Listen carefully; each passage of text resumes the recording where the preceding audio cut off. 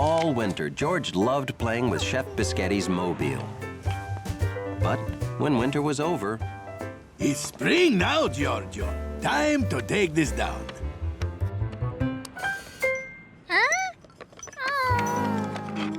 Springtime seemed like a bad excuse to get rid of something fun. So why not make a new spring mobile?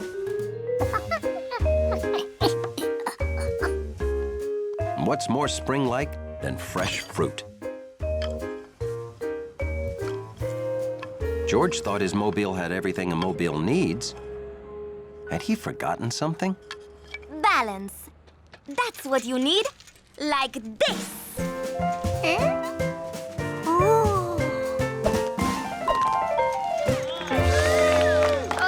Wow! Great! That was something. For our next demonstration of perfect balance, we need a volunteer from the audience. Huh? Save it for the show, Claire. She means we can fix that.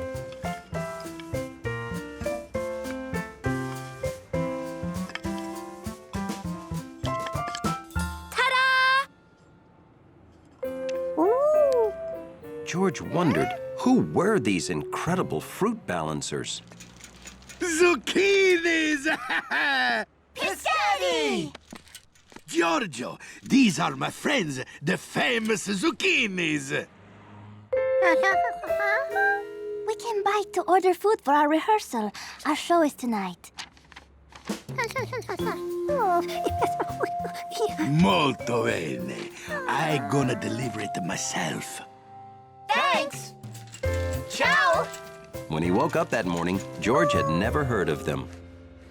But now, all he wanted was to be an amazing balancing zucchini.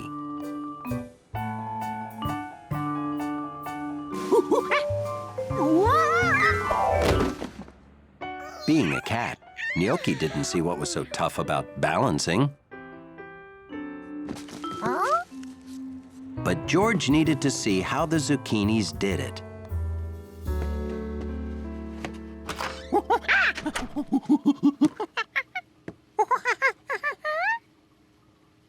You want to deliver this to the zucchinis for me?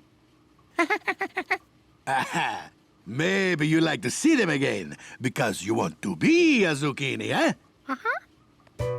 Oh, I know. Because, Giorgio, I too dreamed that I could be an amazing zucchini.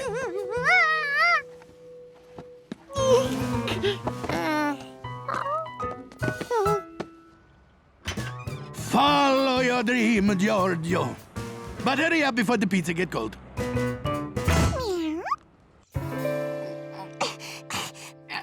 Steve, come on! Work with me here! Aw, give it up, Betsy. You're too small to move a big brother like me. Hi, George! Hey, what do you got there? Smells good. Hey, what happened? You moved closer, and now it's like we weigh the same. Thanks, George.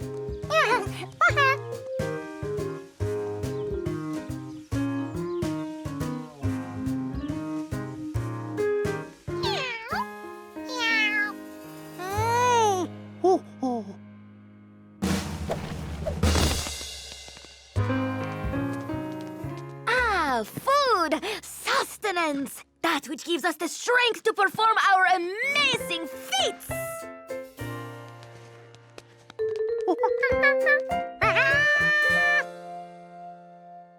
I think he wants to join us.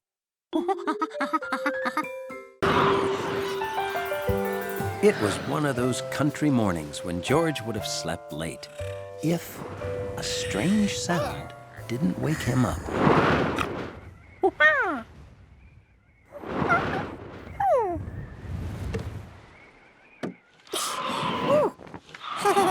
On a windy day, the country house windows were almost musical. As good as the wind sounded, it felt even better. smelled good too.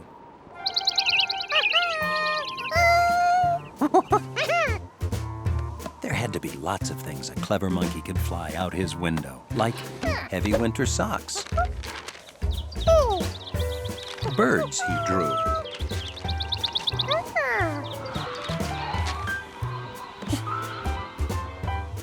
His lucky brick. And there was even better stuff downstairs. What's the excitement, George? Yeah, it's a great day to play in the wind. I'll get the door for you. George, if you're wondering how a big yellow hat would fly, you know the rule, buddy. No one is allowed to play with the yellow hat. Have fun. Clean up after yourself, and don't blow away. George couldn't decide what he'd fly first. And then he didn't have to.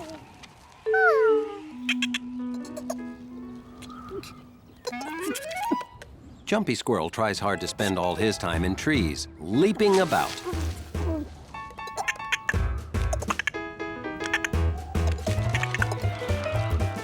But when it's time to eat, he has to go where the nuts are buried.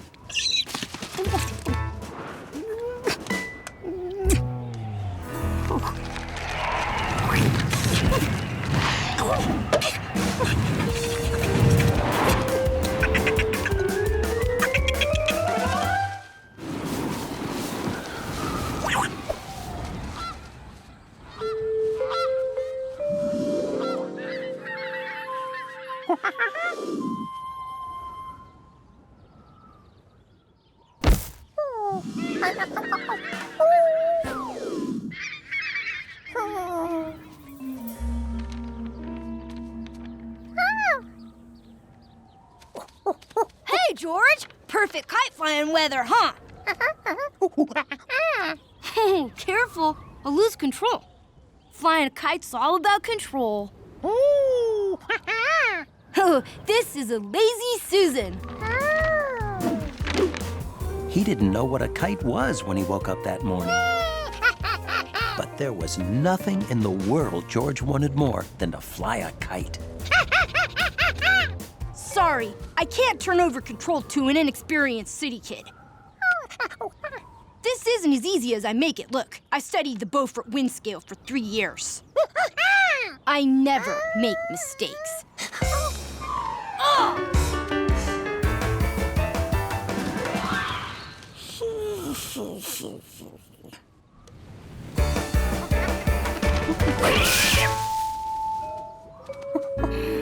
Rats! That's never coming down.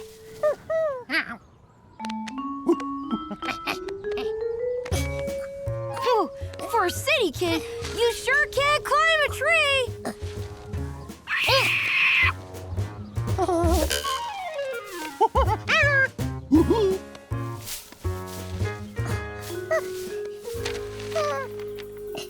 Not a scratch. Thanks, George. As a reward, I'll let you fly her.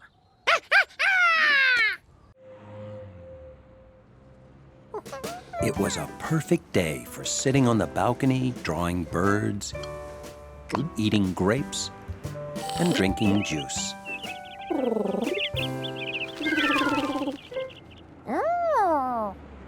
George had seen a lot of birds, but none wearing one of those.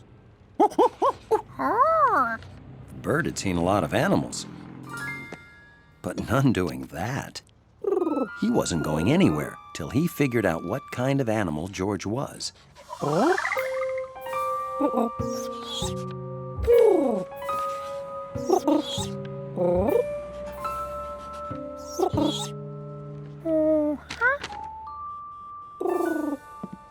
George, be careful out there.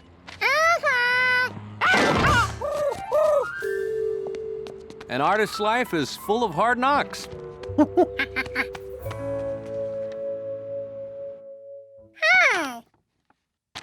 Hey, that's your best bird yet. Oh, the tag? Yeah, that means it's a homing pigeon.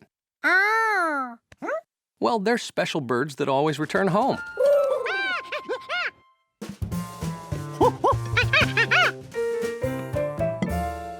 hold on. Just because he came back here doesn't make this his home. Homing pigeons have special homes. Ah, that's the pizza. Wash up.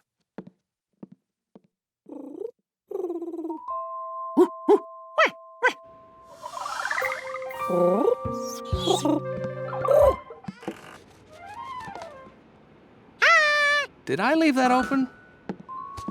We don't want that pigeon getting in here. Did you wash those hands?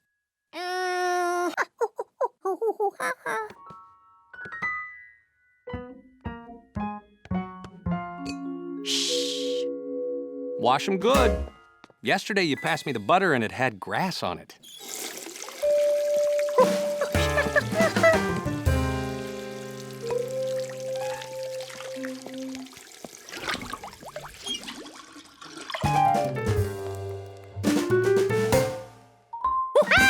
George?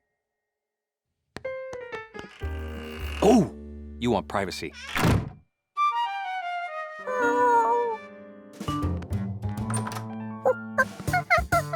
Now, where is that pizza cutter?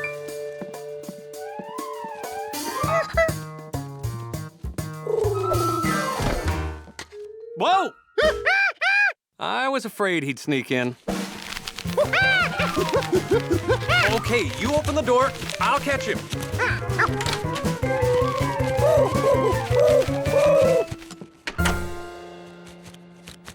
George, he needs to go home. This just isn't a good home for pigeons. If that's how it had to be, then George would turn their home into a good home for pigeons. This called for research.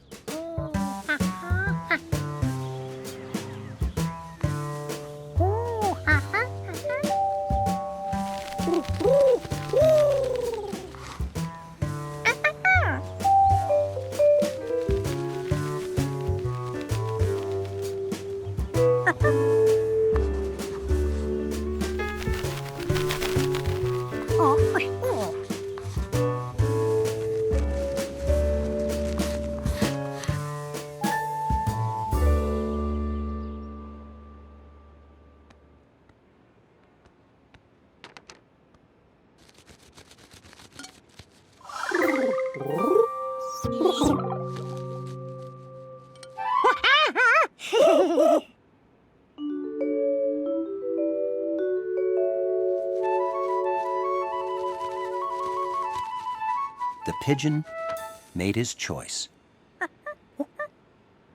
George is always a good monkey when he's asleep. But no monkey wants to sleep through Saturday.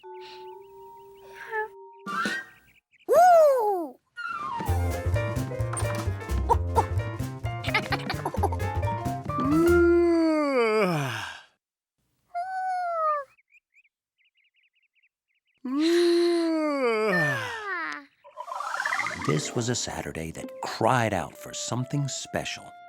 You know what this morning's crying out for? Huh? Donuts! Hold on! I have to get dressed. I can't go out like this. All right, I'm going. You don't know impatient until you've been a monkey waiting for a donut. How about eggs with those donuts? Hey, count the eggs and write down how many we have.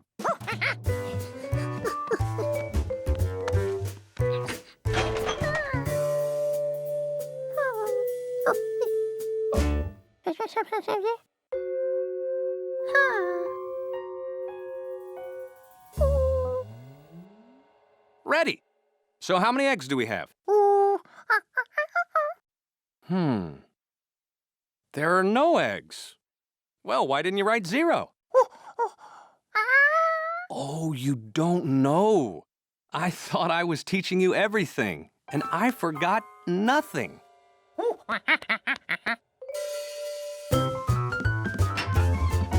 George, no time like the present to learn. You see, 0 alone means no eggs. None at all. But 0 with other numbers makes them mean a lot more. See, if we write a 0 after 1, that's 10. Write another 0, that's 100.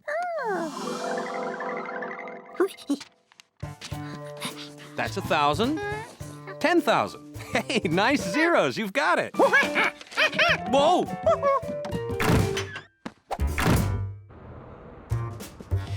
Morning.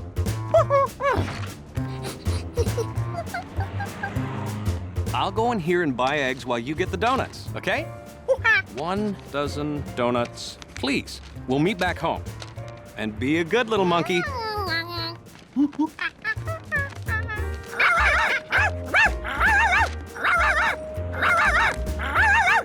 Someone on a donut mission can't stop and play. Dogs don't understand.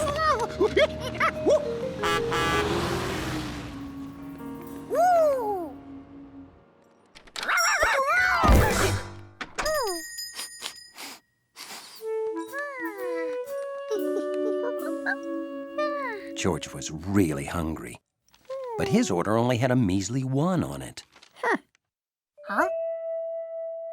Then he remembered what the man with the yellow hat had told him about zeros.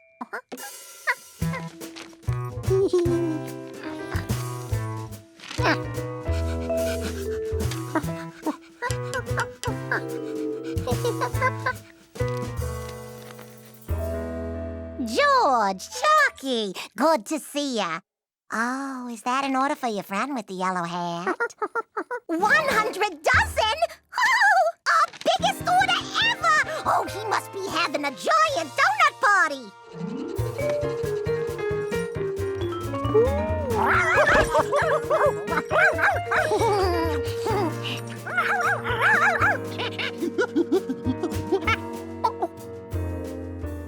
George realized what his zeros had done.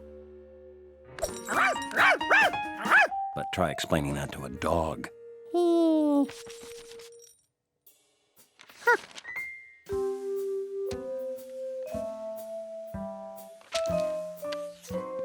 Okay, now, where did I leave that piece of paper? I misread the order. It's 1,000 dozen. Oh, this is the biggest day in the entire history of donuts. We'll have to have more donuts flown in from other towns.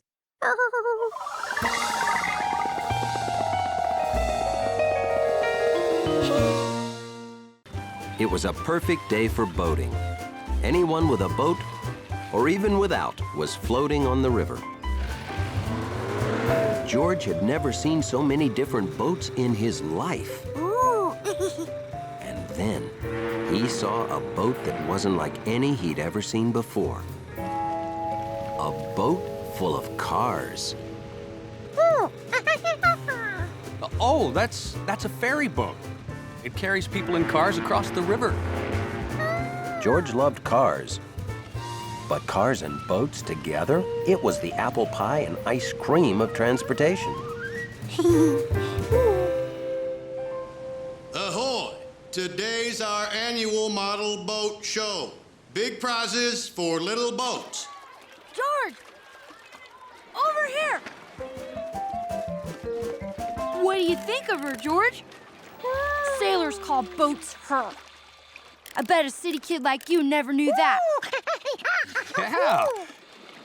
You made that, Bill? Yes, sir. Well, that is pretty impressive, isn't it, George? Oh, thanks. But it's nothing compared to Mr. Quint's model whaling boat. That's it over there. Draw the nets, laddies. Aye, aye, Cap'n.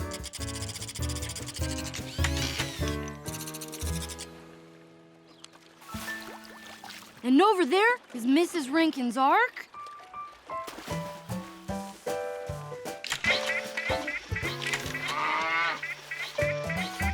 And look at all those over there.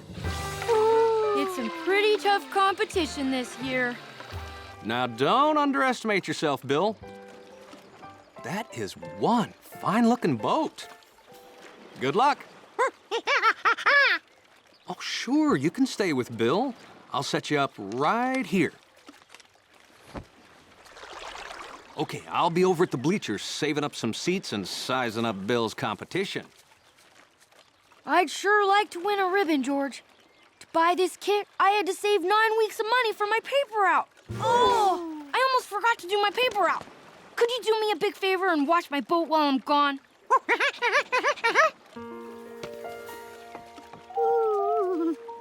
See you soon. George knew boat watching was serious business. There were a lot of nice boats here, but not one person had built the greatest boat. A ferry boat. Maybe he could build one.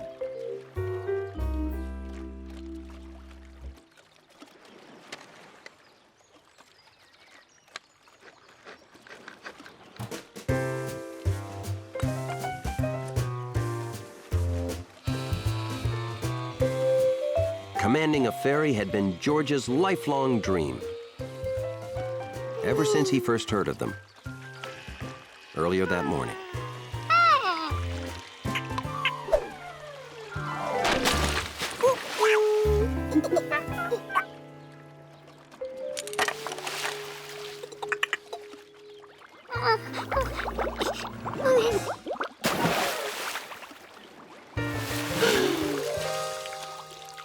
Luckily, Bill's boat looked good as new.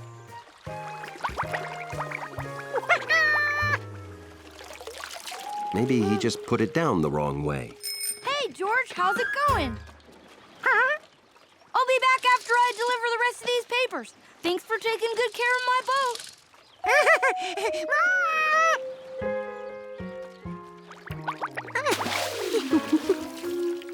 George couldn't figure out what he'd done to it. It looked perfect. But he knew one thing. No! Bill couldn't enter the contest with this boat. George had to build him a new one, and fast. Unfortunately, George had no idea how to do that.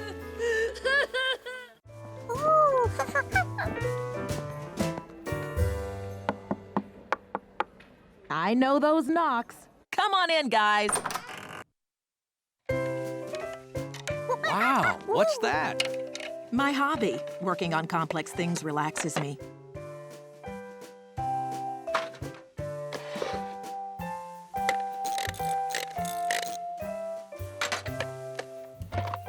Ah. Have you ever seen such a beautiful clock, George?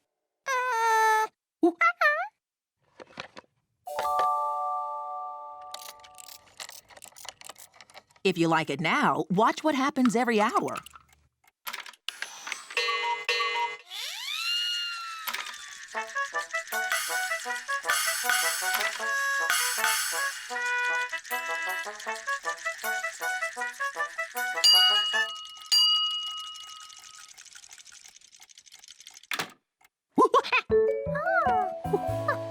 So, what do you think?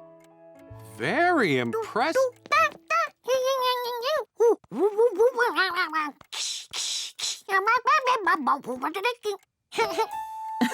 I'm glad you liked it, George. Oh, we should go. The rocket presentation is starting soon. Are you coming with us, George? Or do you want to stay here and watch the clock?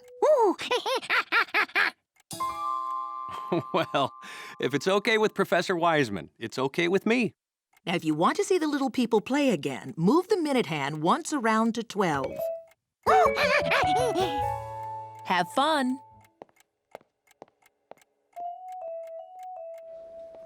How long does it take to build a clock like that? Oh, about 3 years. Oh, that reminds me. I'll be right back. George, be a good little monkey. Exactly. George wanted to see the little people again.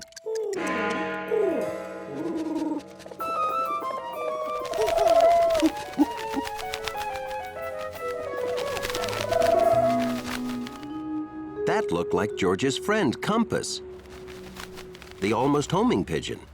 Because when all the other homing pigeons honed in on the statue, he almost made it.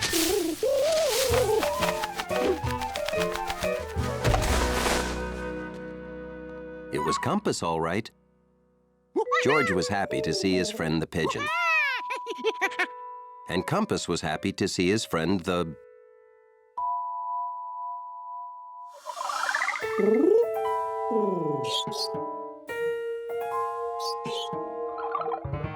Well, whatever George was.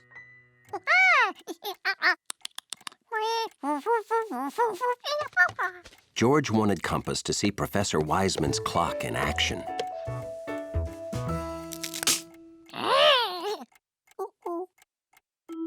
He couldn't fix the minute hand, and that's what made the little people play.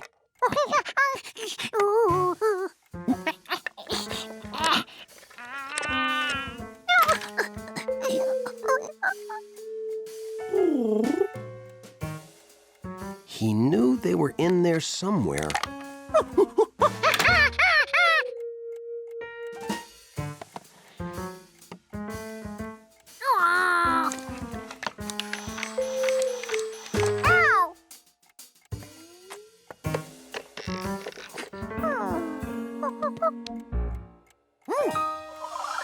George remembered there was another way into the clock. The back.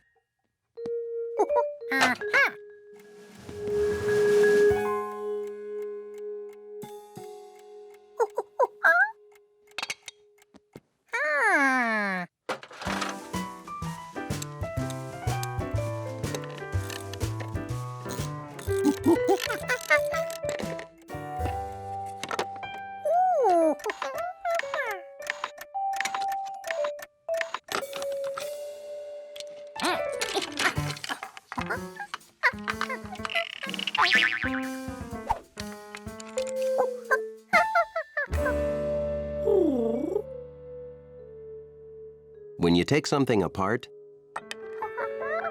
it's a good idea to pay attention to what went where. It was a perfect day to just walk down the street smelling.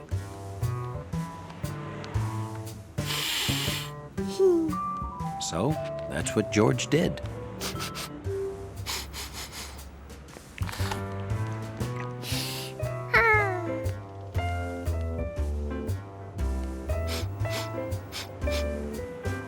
George's nose took him to all the best smells.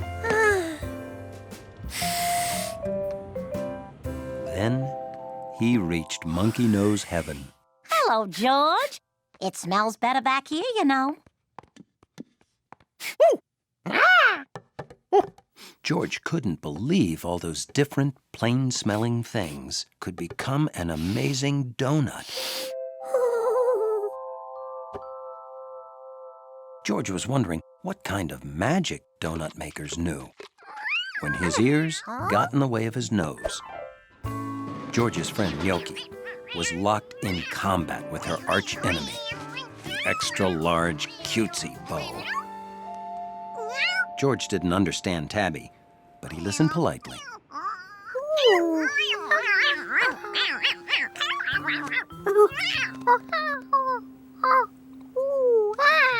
Gnocchi was thrilled to be free from looking cute.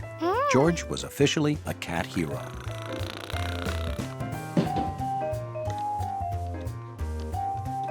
George almost forgot he was smelling today. Then, Chef Pischetti's kitchen grabbed his nose.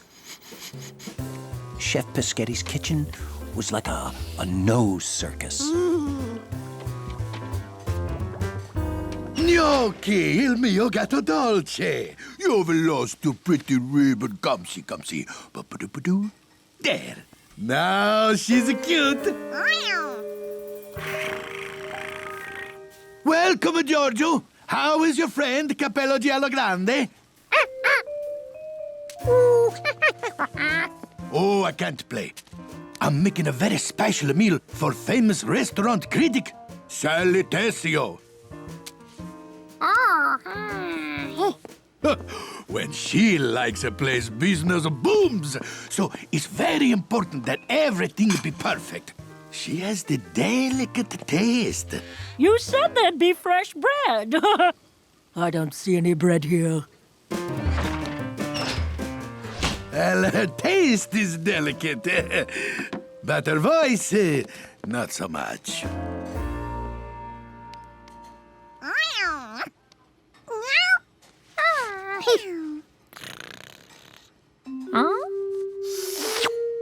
This hard stuff was spaghetti? Didn't smell like anything.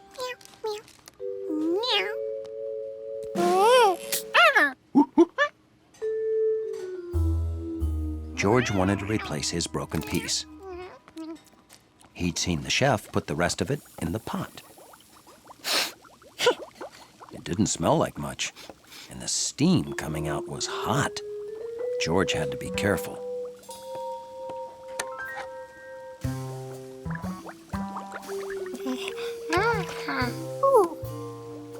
It had changed. Maybe it wasn't just donut makers. Maybe all kitchens were magic. Here was a pot that turned crisp things into floppy things.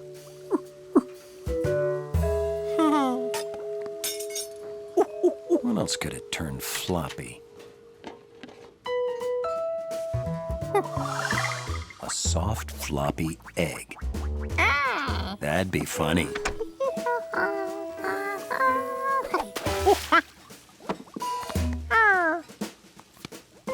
Good candidate for floppification.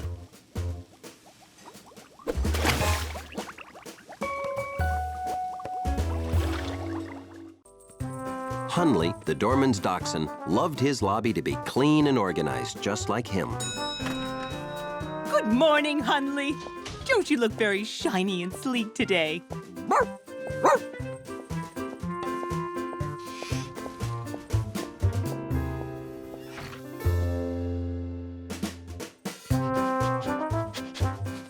Being long and low made him an excellent finder of lost things.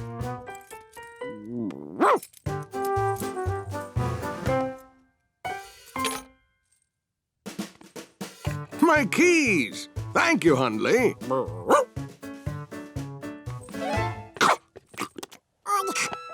Dante says thank you, Hundley.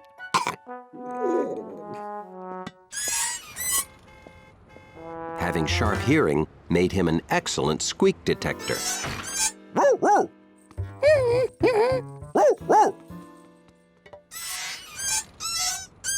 Good ears, Hundley.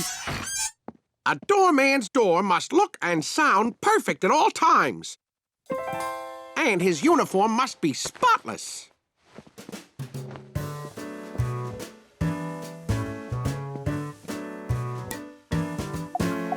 But Hundley felt his most important job was to protect the place from George, the absolute opposite of all that is organized and neat.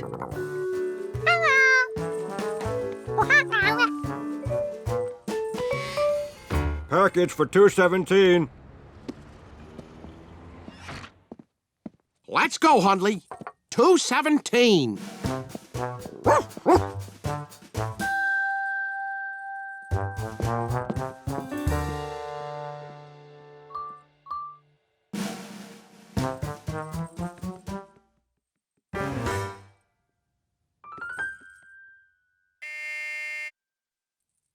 Oh, no! I'm out of uniform.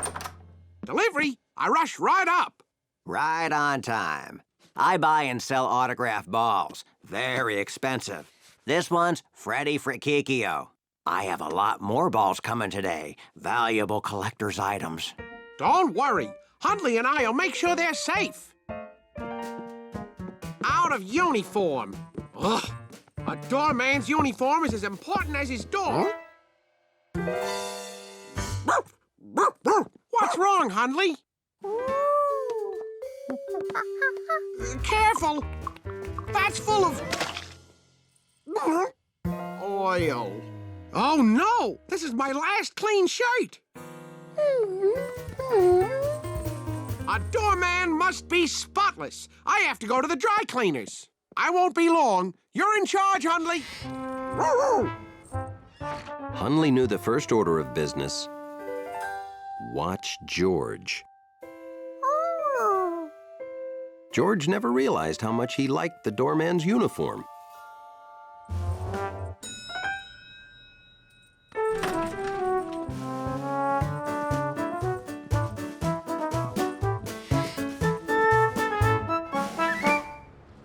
Hunley had never gotten a salute before. He must have been doing an exceptionally good job.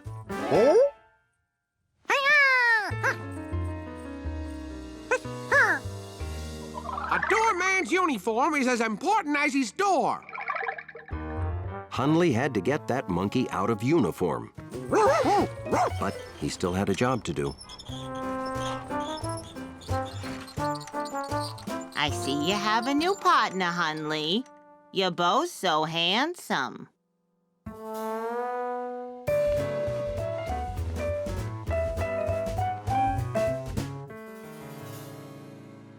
Time is of the essence. How quickly can you clean an oil stain? An oil stain about this size? An oil stain exactly that size. That exact oil stain. I have no idea until I try. Then try. I can wait because I know Hunley will keep the lobby in perfect order. Hunley tried to get the coat off George.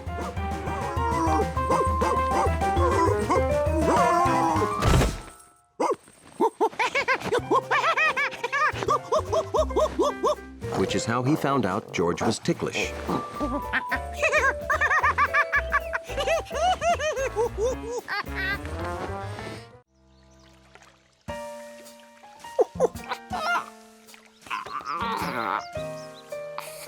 One thing George liked about Lake Wanasink Lake was that he never felt alone, even when he couldn't see other animals. He could tell they were out there.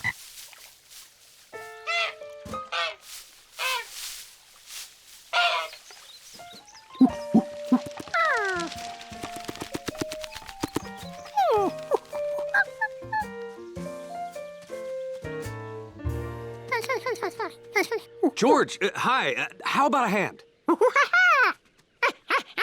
Yeah, I'm preparing an exhibit on local wildlife for the Town Nature Society, and the baby alligator lizard I was studying just disappeared.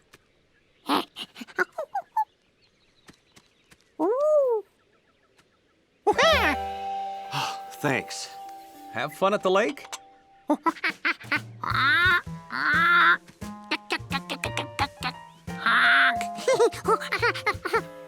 Wow! You saw all those animals? You only heard them? Hey, animal sounds would be great in the exhibit. You want to help me again?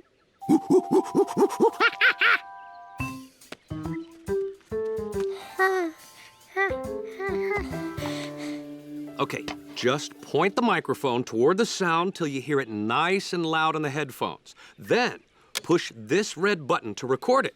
Remember, the closer you are to an animal, the louder it gets. But don't get too close.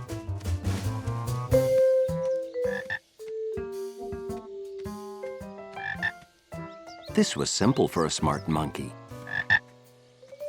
All he had to do was follow the sound as it got louder and...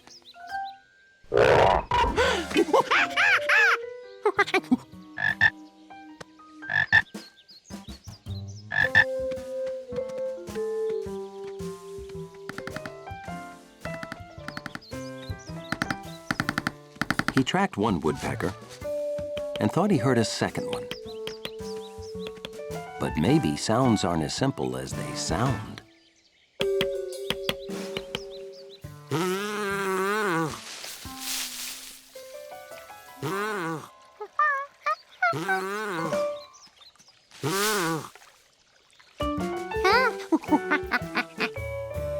George was collecting pictures of all the sounds he had heard outside. Then he heard a new one, inside. George knew how to track a sound. This was different. It got louder, then went silent. Then it was far away again. This called for a second opinion. 151, 152. Wait. Oh, hi, George. Yeah, can you wait till I'm done with the moth census? Okay, I'm coming.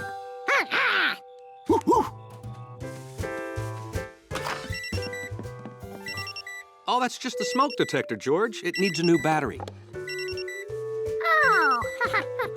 George wasn't sure this was the same sound he'd heard before.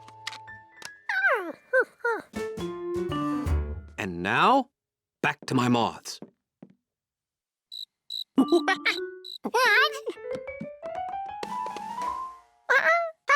There it was again, and it didn't come from the smoke detector.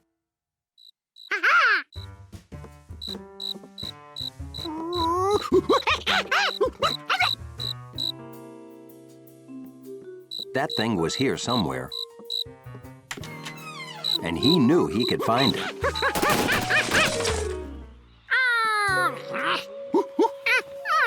Of course, it must have gone out the window.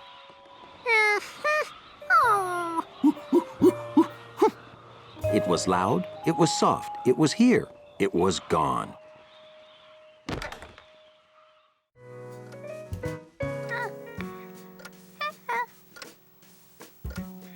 George had been counting the minutes all morning. He could hardly wait. Today was dog show day.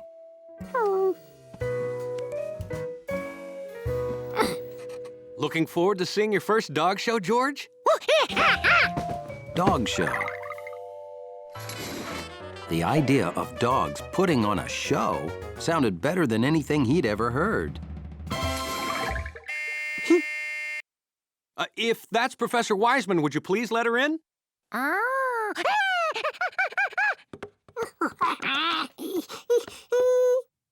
It's Professor Wiseman. Oh, hello, George. Ready to go? Ready? I have never seen him so excited. I can't go, remember? I have to finish crunching these numbers. Bye. Have fun, you two. And, George. Be a good little monkey, exactly. And close the door, please.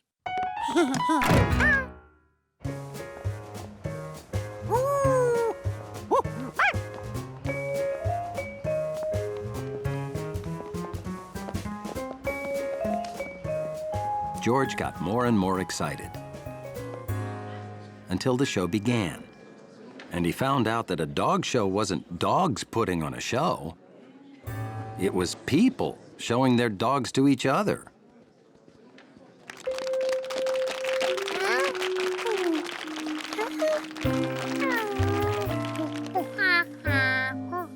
George didn't exactly pay attention.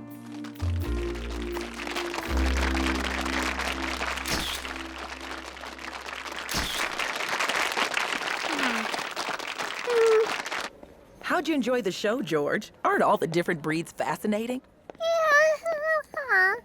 Would you like to see the winners up close?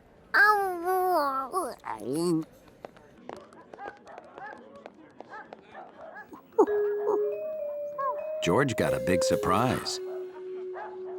Because when he actually looked at the big ones and the small ones,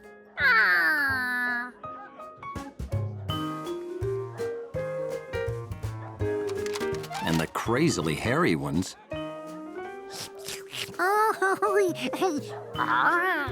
he thought the dog show was great. Have you ever seen so many unforgettable dogs before?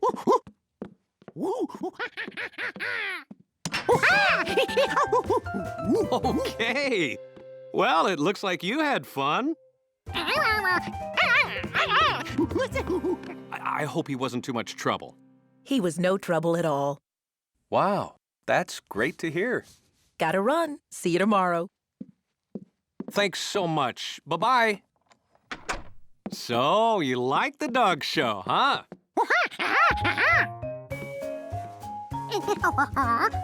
George wanted to tell the man about all the unforgettable dogs he saw.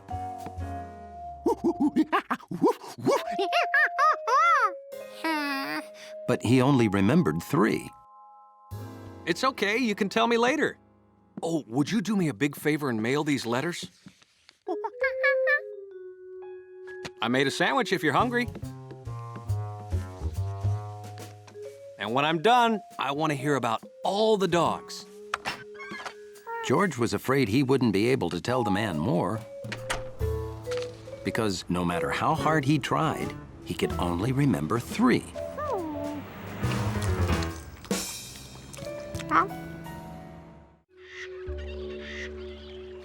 It was a perfect day to explore Lake Wanasink Lake.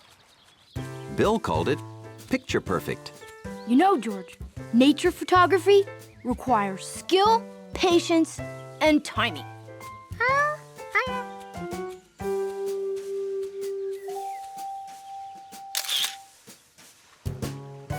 Remember, George, to cross a log, you need exact foot placement and a keen sense of balance.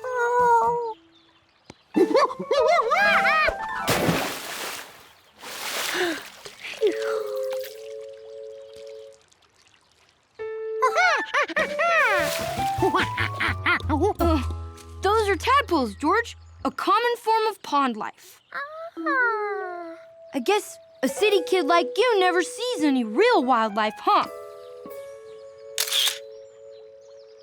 Hey, why don't we take some back home and observe their growth? While collecting tadpoles, both proper net control and collecting jar placement are crucial.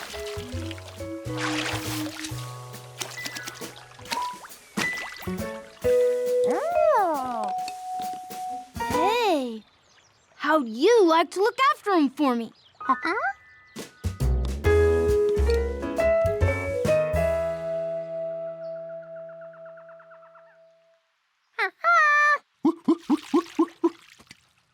Do the tadpoles like the lettuce I boiled for them?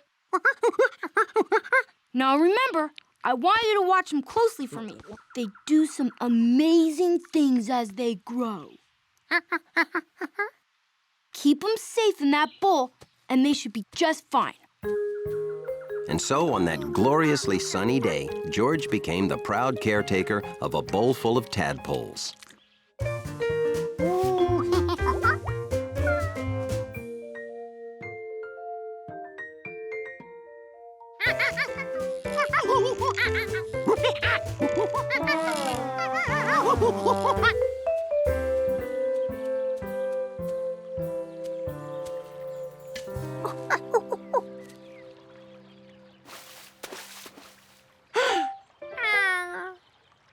The tadpole's bowl was small. George thought they deserved to stretch their, well, whatever a tadpole stretches, and decided to let them enjoy a quick swim in the lagoon while he went to get their lunch.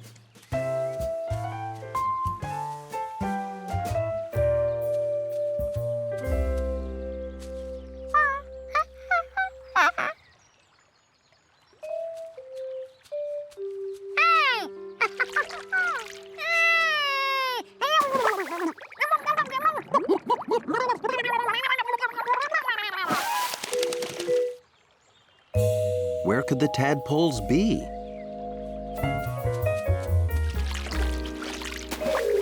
What would he tell Bill? Hey, George! Lagoon exploration is fascinating, isn't it? Oh, by the way, how are my tadpoles doing? See you soon!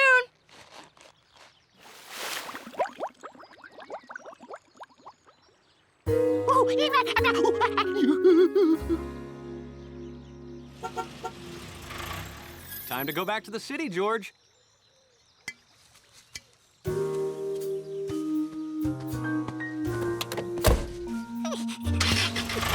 George hoped the tadpoles would be okay without a monkey to feed or protect them.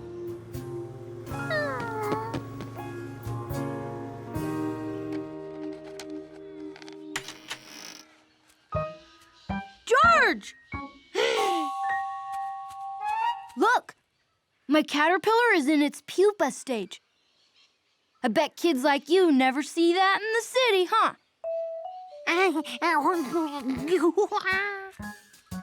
Hey, have my tadpoles done anything amazing yet?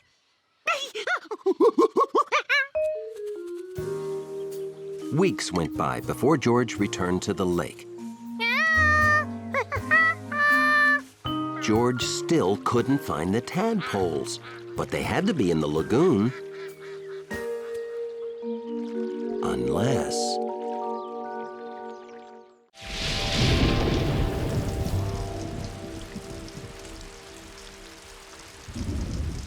The man with the yellow hat always said the same thing about rainy days in the country. This is great weather. For ducks. And when the rain stopped, it was great weather for monkeys.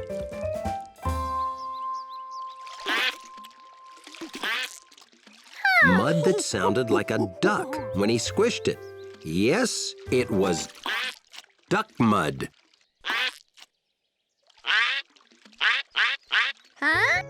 He knew he didn't squish that quack out. He had discovered self-quacking duck mud. Okay, it wasn't duck mud. There were real ducks.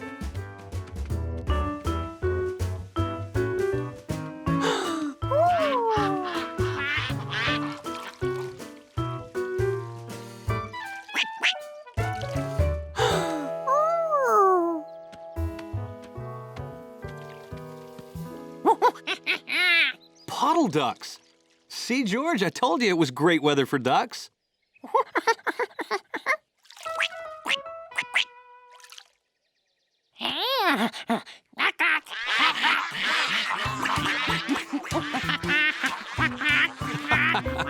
You're gonna be busy, George.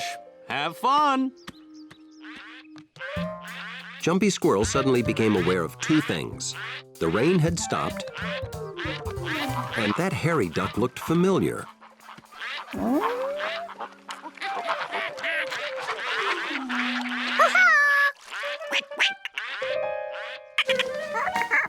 Jumpy Squirrel usually jumped away from anything new.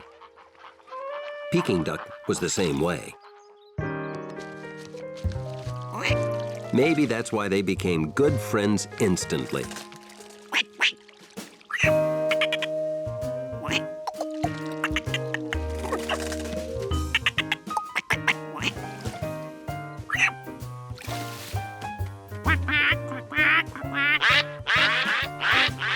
George played by the puddle all day.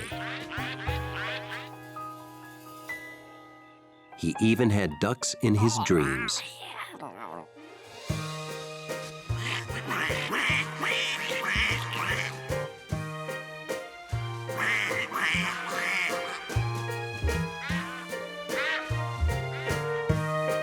I always knew you were meant to be a duck. Have a nice flight.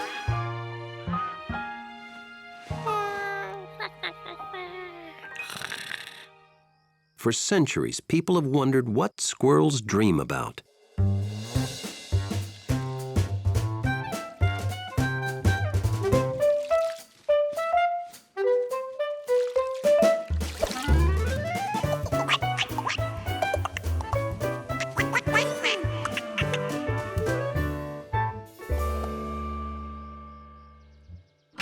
The next morning, George raced out for another day with puddle ducks. Something was wrong. The puddle was smaller, a lot smaller.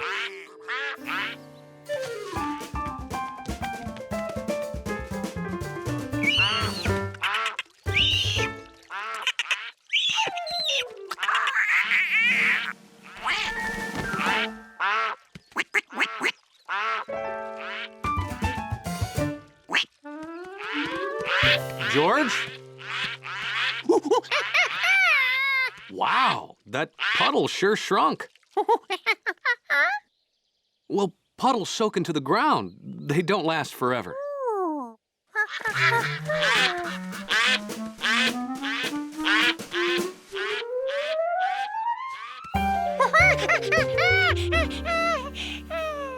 Ducks go where there's plenty of water. When the water's gone, they'll leave. It's just what ducks do.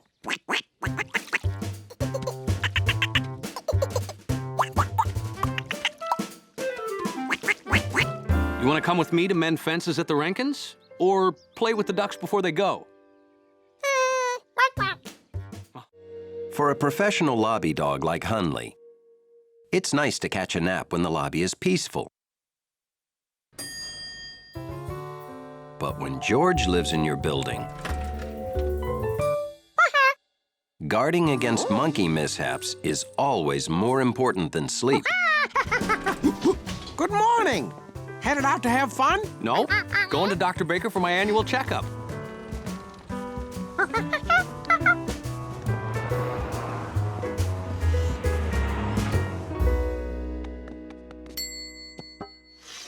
Right on time as usual. What didn't you bring? Oh, George. Hello. Have a seat in the waiting room. I'll call you when the doctor's ready.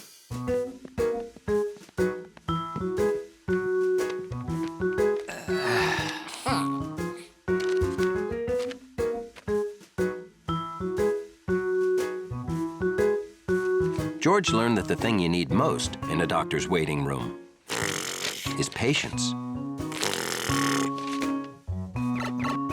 Huh? A mysterious sound. George listened as quietly as he could. Dr. Baker will see you now. Oh, great. Come on, George. We're finally getting out of the waiting room.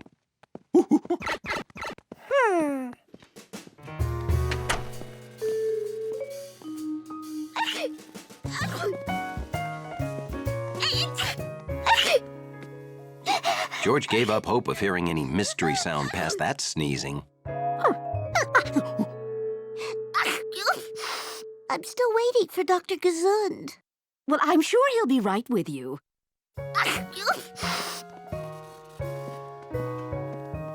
Excuse me, has Dr. Gesund seen you yet? No. Where is he? He should be right with you. You're waiting for Dr. Gesund, too? He should be right with you. Oh, hi, Doctor. You remember George? How could I forget? Before your last checkup, I never knew the X-ray machine fit out the window. Dr. Baker, have you seen Dr. Gesund? His patients are waiting.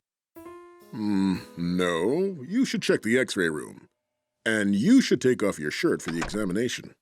Yeah, sure, Doc.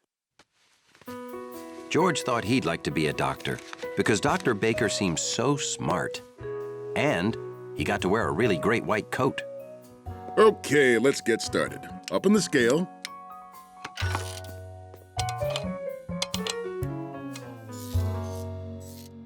Whoa, I think you need to cut out the desserts. You've gained some weight. What? I have maybe one donut a month. I run marathons. It's impossible.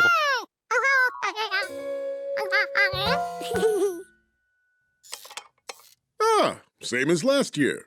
Whew. This is how I check his reflexes, George.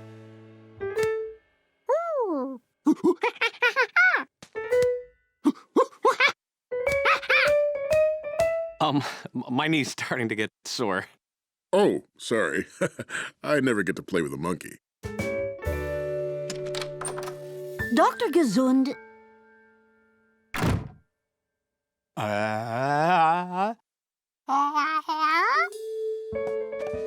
Okay, take a long, deep breath. I don't like the sound of that breathing. No, George was... Whoa.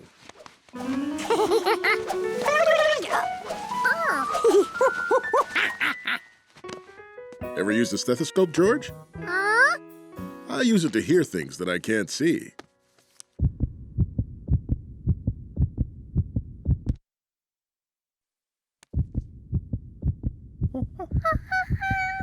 That's the sound of my heart.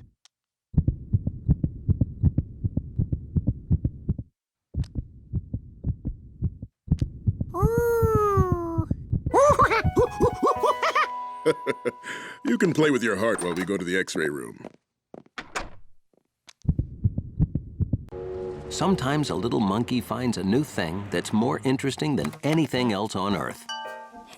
For George, it was the baby giant panda, which was being shown live on the zoo website. George, are you gonna be much longer? Well, I need to get work done, and you've been on the computer all day. Oh, is that what you've been watching? The Panda Cam? Hey, you know those pictures come from the park zoo right down the block. Well, yeah, you can go there and see the panda right in front of you in the new panda habitat.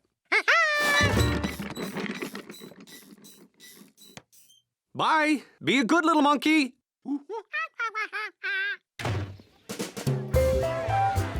There was one thing on George's mind. Baby panda. Baby panda. Baby panda.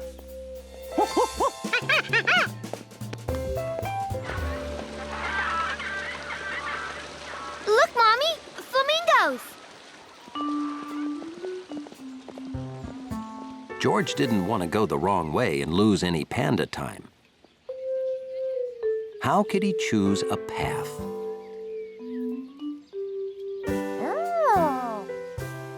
A nice big map. George decided to take it and follow the pictures to guide him through the zoo.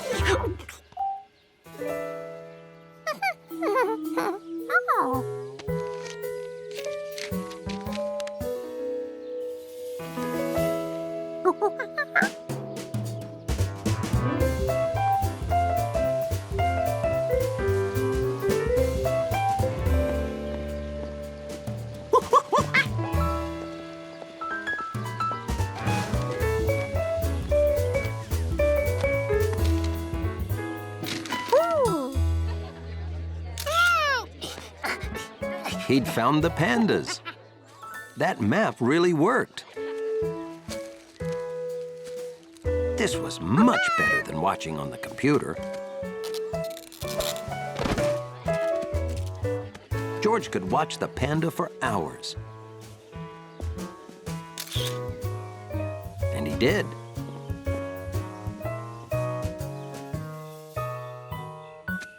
Until he felt like that baby would never get any leaves to eat.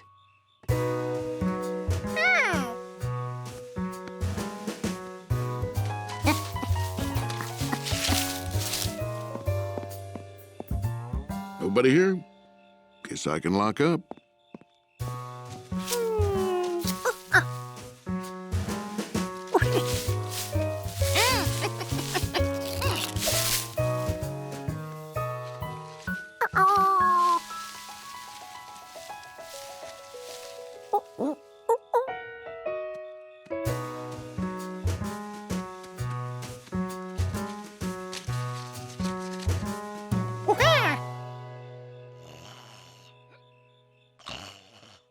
Time flies when you're watching pandas.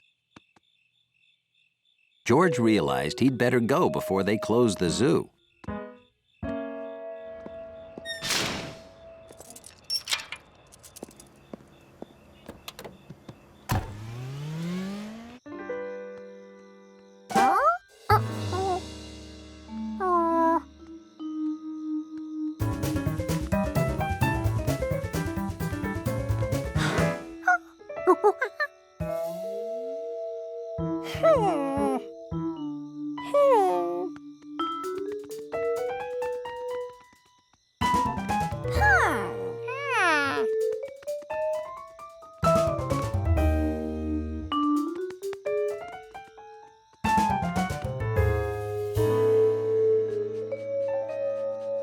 The paths were too confusing.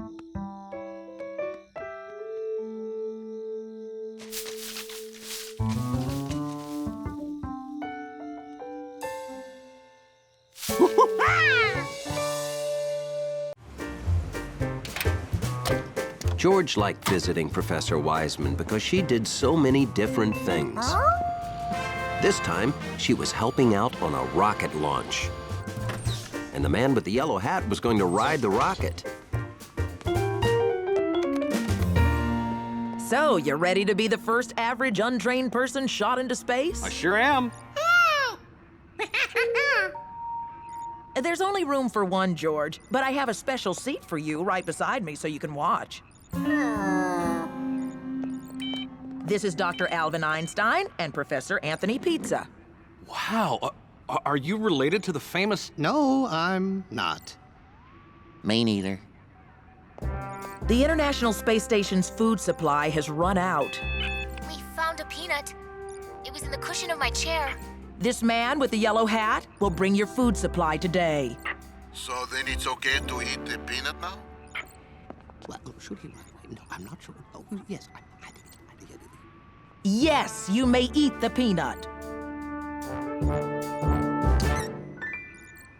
So, this is your rocket designed by Professor Wiseman. It's up to you to launch the food payload at exactly the proper moment. After it detaches from the rocket, it will connect to the space station. Can we count on you? Sure can.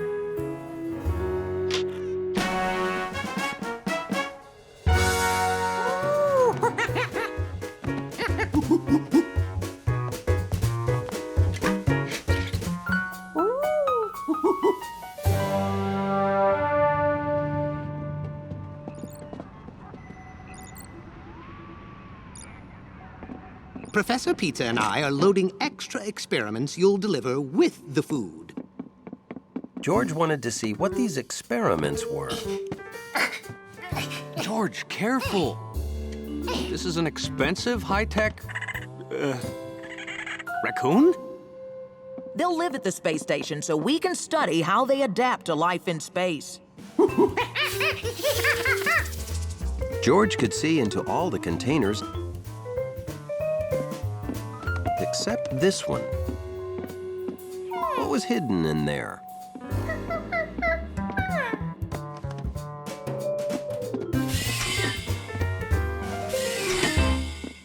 Show him the most important part. These keypads launch the payload. You hit these 2 keys on each pad at the same time. On all 4 at the same time? Yes, at the exact moment the rocket passes the space station.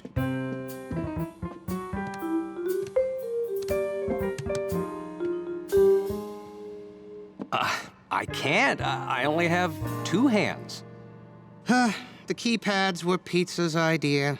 The raccoon was my idea. The 4 keypads was yours. Oh, here we go. Check your memos. I specifically remembered when you came up with the 4 keypads.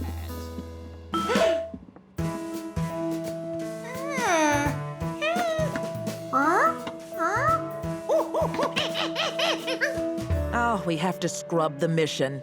Or find an astronaut with 4 hands. Hey.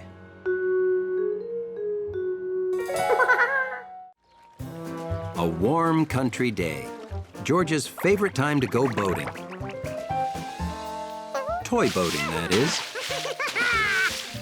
Even a toy boat captain can hit rough seas in his favorite perfect pond.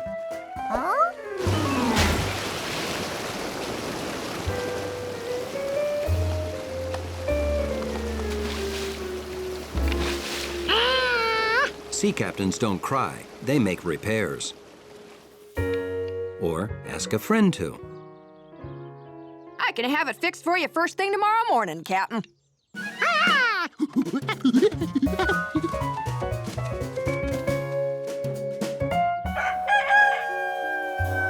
So, at exactly 10 seconds before the first thing the next morning... Right on time. There you go. Ready to set sail again. George rushed back to his perfect pond to set sail.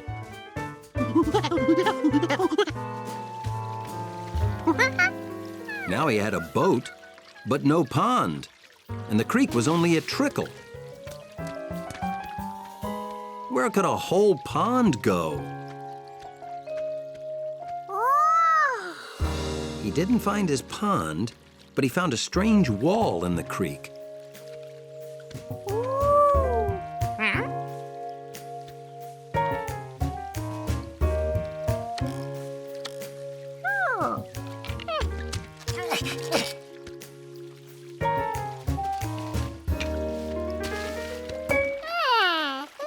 Here's what happened to the water. It got stuck behind this wall.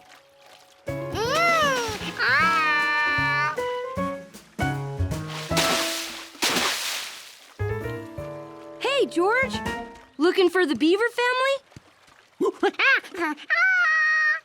The beavers built their dam to make this great pond. Bet you never see beavers working in the city, huh?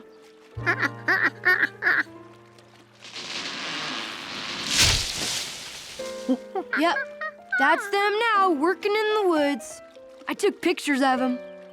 Don't get too close while they work or they'll get upset. Bye!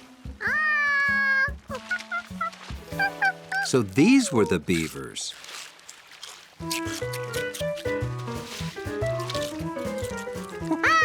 George tried to tell them their branches were floating away. He must have gotten too close.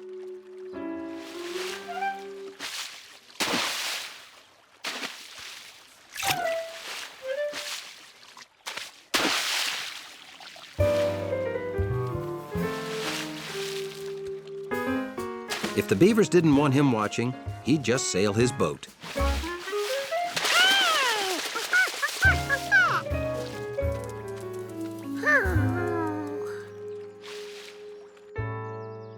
If they wouldn't share their pond, he'd make his own. All he had to do was build a dam like they did.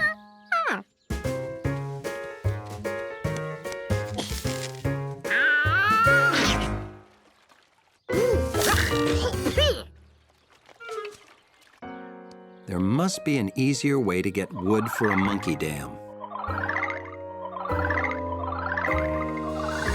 Mrs. Rinkin scrap wood. Been having lots of fun with your boat?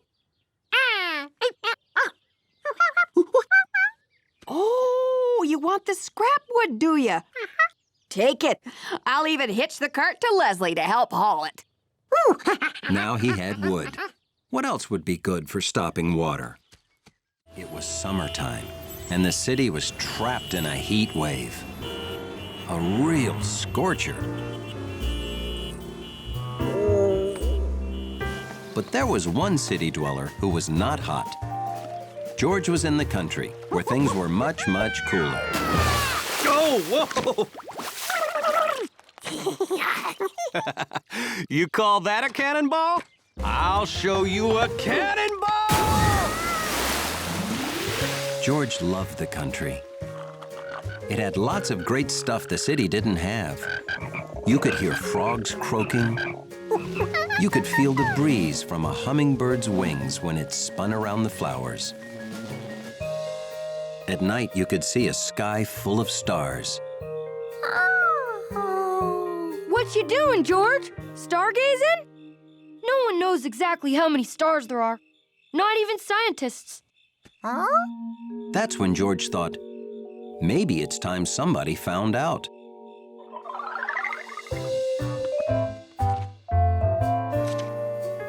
And since scientists would probably be very grateful, George decided he was just the monkey to count all the stars.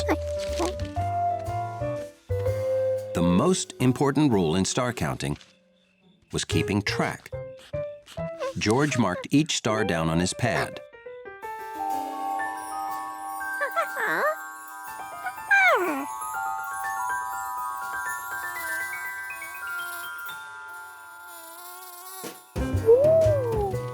The two most important rules in star counting were knowing the difference between stars and lightning bugs and keeping track.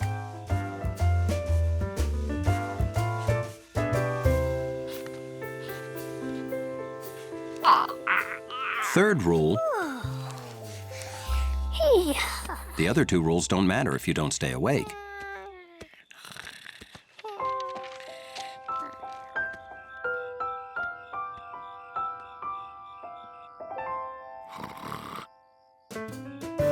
Because when you come back the next night,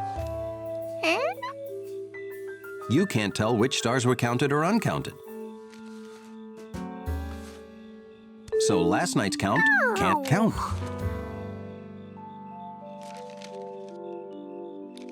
And you have to start all over.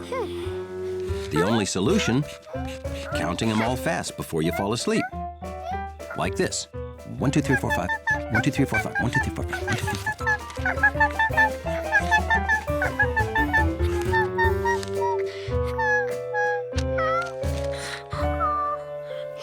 But George wasn't fast enough.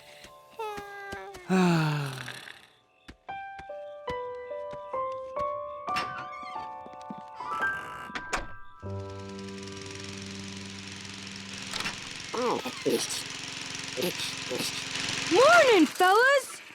Oh, hi, Bill. George was up late counting stars. Too bad you can't count them now, huh?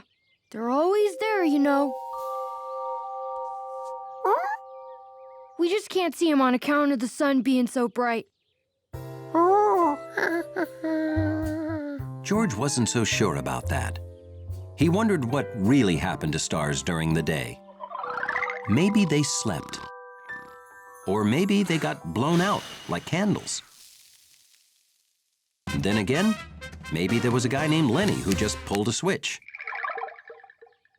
Wherever they went, you can't count something that isn't there. George wasn't gonna quit. There had to be a way to count stars and go to sleep too. He just had to figure it out.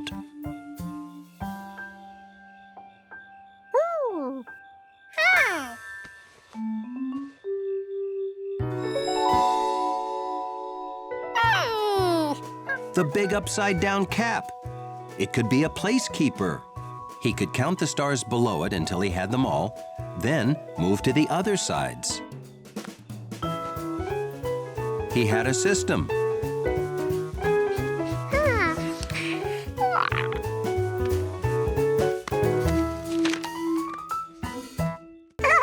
Sometimes it's tough to explain what makes something really, really funny. And sometimes it's not. And after that, I decided to only wear yellow. Oh, that? Yeah, that's my lemonade stand. One summer, I got a new soccer ball from running that stand. Which reminds me, there's lemonade in the fridge if you're thirsty. I just stocked up.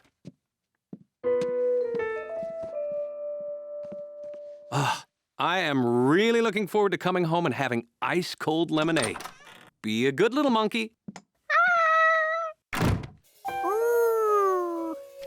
Those shorts were a gift from my grandma. George wasn't thinking about funny shorts now.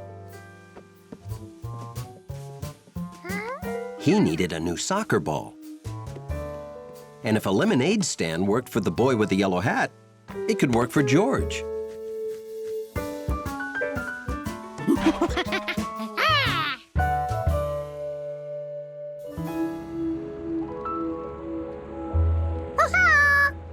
Hey, George. Whew, it's a real scorcher, huh?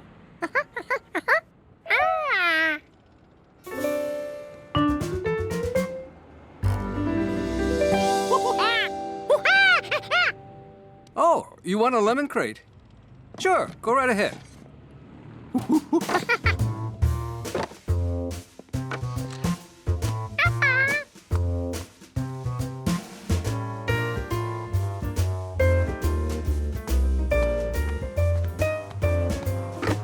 George now had his very own lemonade stand. This was pretty easy.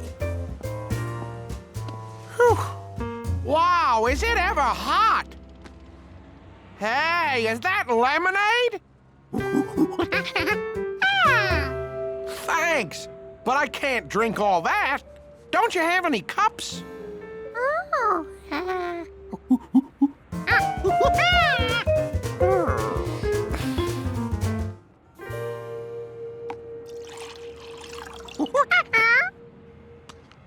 That's still a lot. How about Huh? There. That's a good amount. George never knew you could make 1 cup of lemonade into 2. Delicious. Let me give you a little something. What a great business. George wondered why everyone didn't have a lemonade stand. Here you go. Thanks. He wasn't sure how this was going to work, but George wouldn't give up while he still had lemonade left.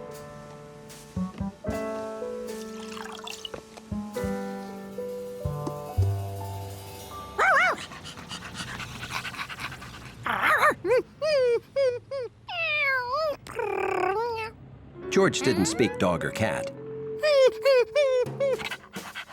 but he knew begging when he saw it.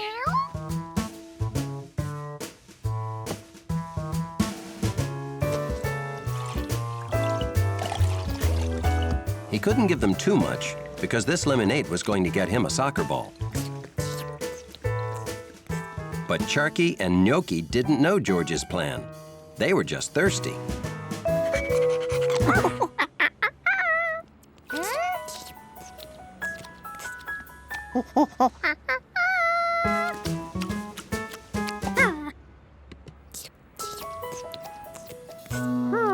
Ooh, I'd like some lemonade.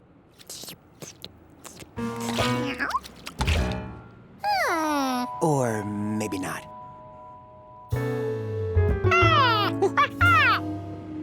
Can I give you some advice? People prefer unlicked lemonade.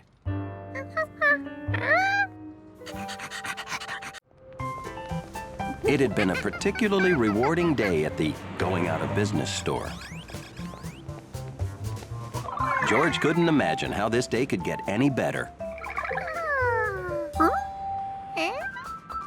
Or maybe it could. Mabel's department store had added a fresh, homemade candy counter.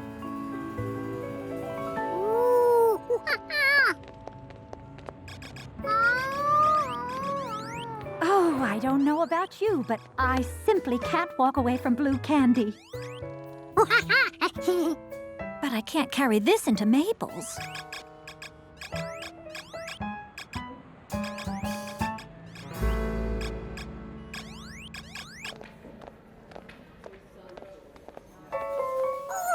The pyramid sort of enhances the pinkness, don't you think? I'm working on a rhombus shape, but it keeps falling over. A rhombus? It's a work in progress. Anyway, welcome to Kaylee's Candies. I'm Kaylee. We'd like 4 small boxes. Great! This is my first order today. No one could wait till they got home to try the chocolates.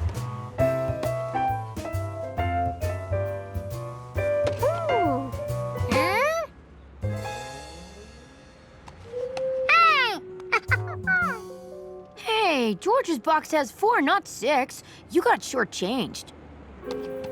He can have 2 of mine. I just wanted to taste anyway. So can I have your other 3?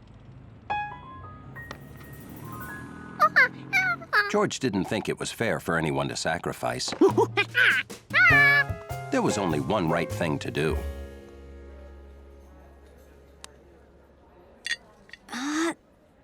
Oh, nuts.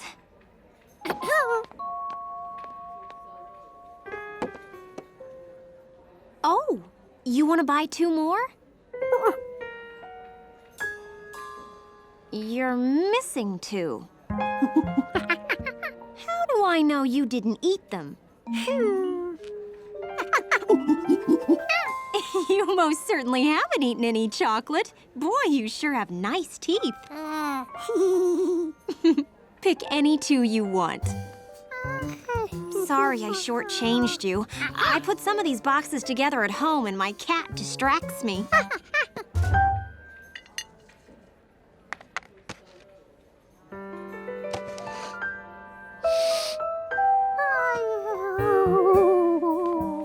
Oh dear.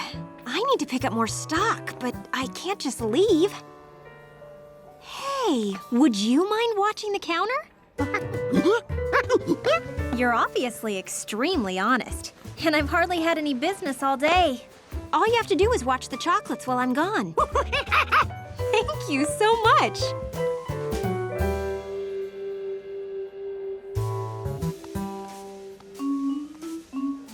The mysterious rhombus. George wondered if he could make a rhombus. It didn't seem hard.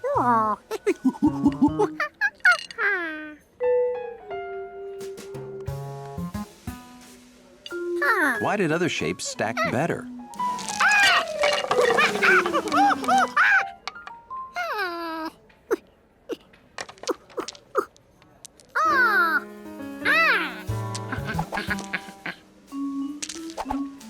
Maybe they went together by shape, not color.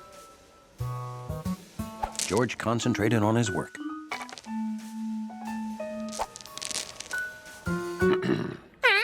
George hadn't expected any customers.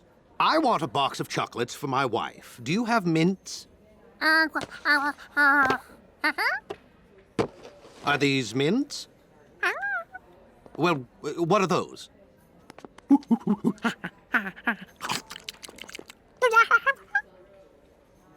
That doesn't look like a mint.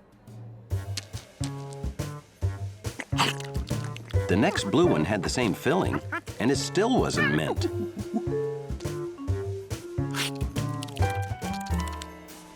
Well, don't you have a flavor chart?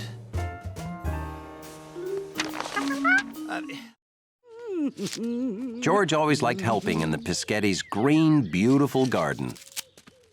We need more tomatoes, more eggplant, more everything. Nettie, we must expand our garden. I have drawn up a plan. New hoses, fresh topsoil, more plants. But, Chef, where will we expand to? The reason George liked their garden so much was that it was right in the middle of the city.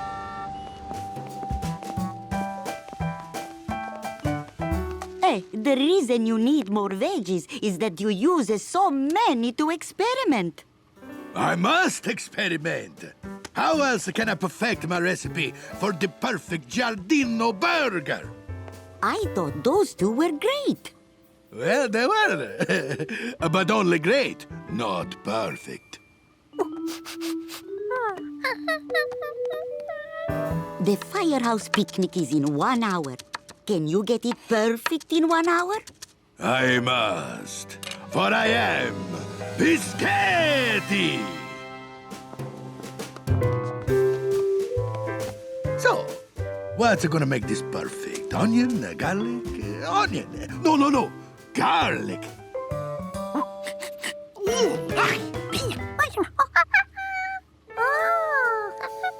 Onion? Okay, let's try it.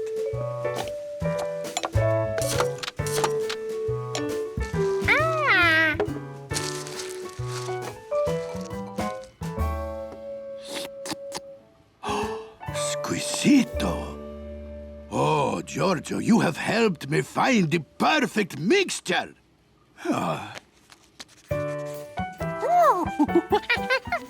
These are my recipes.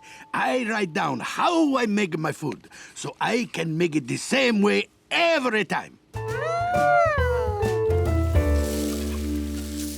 Happy with the recipe, Chef Pischetti grilled a test burger.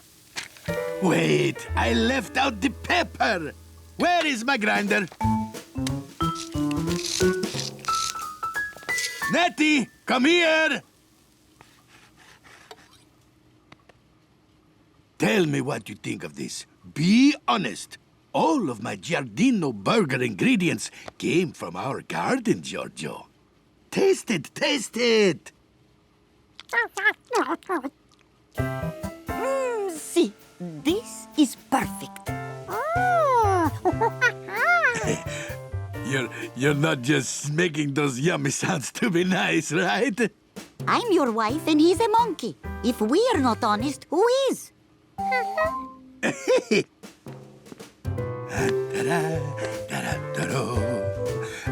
Nutty. So, Chef Pischetti quickly made enough burger patties for the firefighters' picnic. Please put these on the back of my truck while I get my grill ready.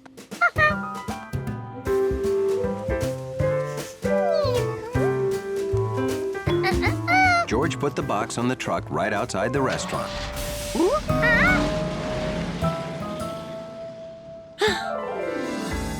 But he didn't know there were 2 trucks out there.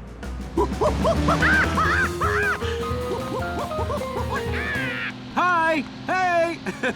Look, there's a monkey waving at me. Monkeys are so friendly.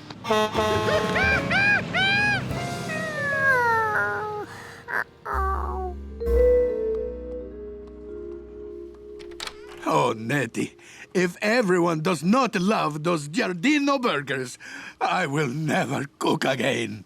Even if they don't, you have a book full of other great recipes. I don't care. If anything at all goes wrong, I'm gonna hang up my big white hat forever. Please relax. They will love them. George couldn't tell him something went wrong.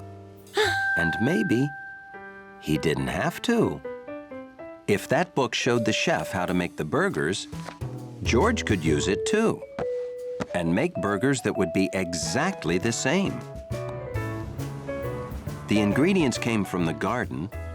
Here were pictures of things from the garden, so he had obviously found the right recipe.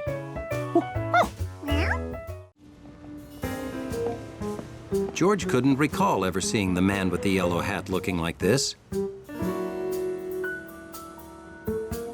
He was usually calm, cool, and wearing a yellow hat. Oh, here he comes. Hello? Good morning. Come on in. Ready as promised.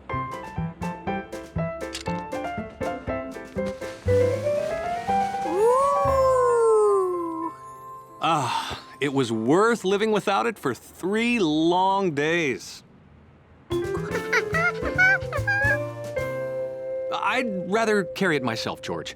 You're not gonna wear your hat? No, I want to keep it perfect till tonight. We're going to the opening of the new planetarium dome.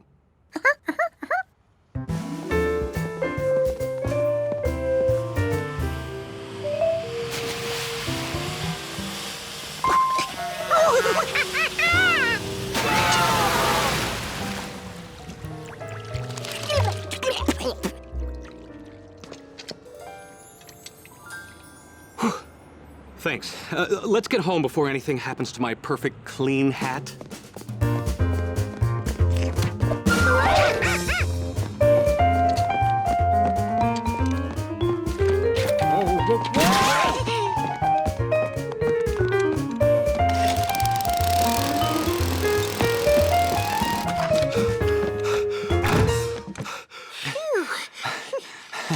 Well, we made it safely. Okay, now, George, when I get back, we're going right to the planetarium, so take a bath. There'll be photographers there. I want you to look clean and fluffy. George was going to take a bath, just like he was told.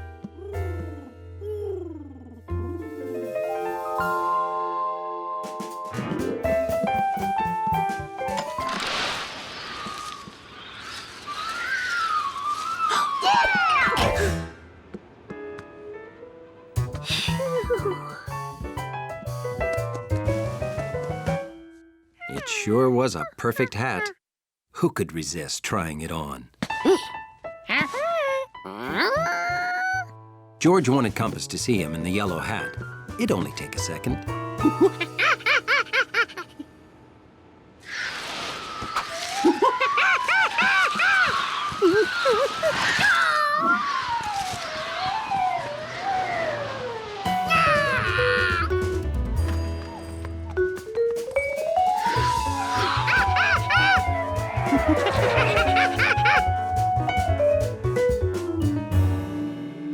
George saw the hat fly this way, but it disappeared.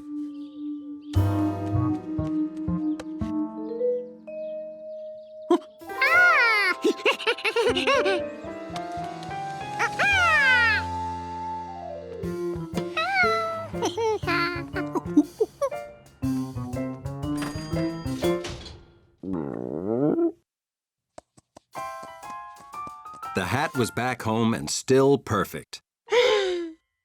Almost. George removed the piece of branch as carefully as any surgeon working on any yellow hat could. Okay, there was just a tiny thread there. No problem. Maybe he needed to pull harder. Or maybe it had to be cut off.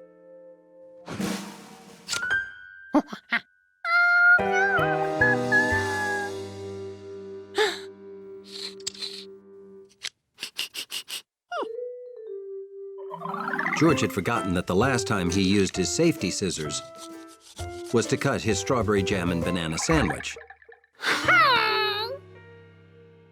It was only a small smudge. All he had to do was clean it off.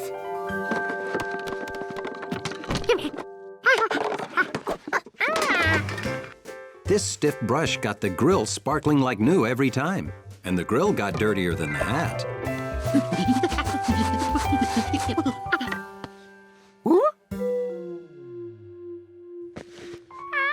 He may have scrubbed too hard.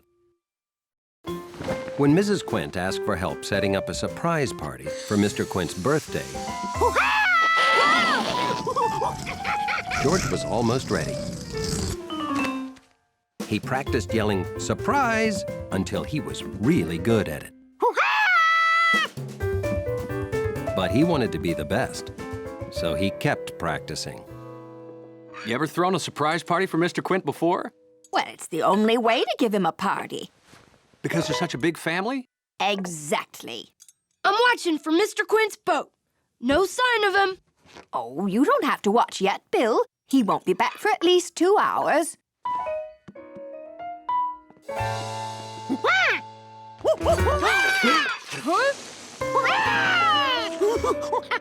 Whoa! It's not my birthday, George. I'm not supposed to get surprised. He's home early. No! What do we do? Oh, take him to your house and keep him there till party time.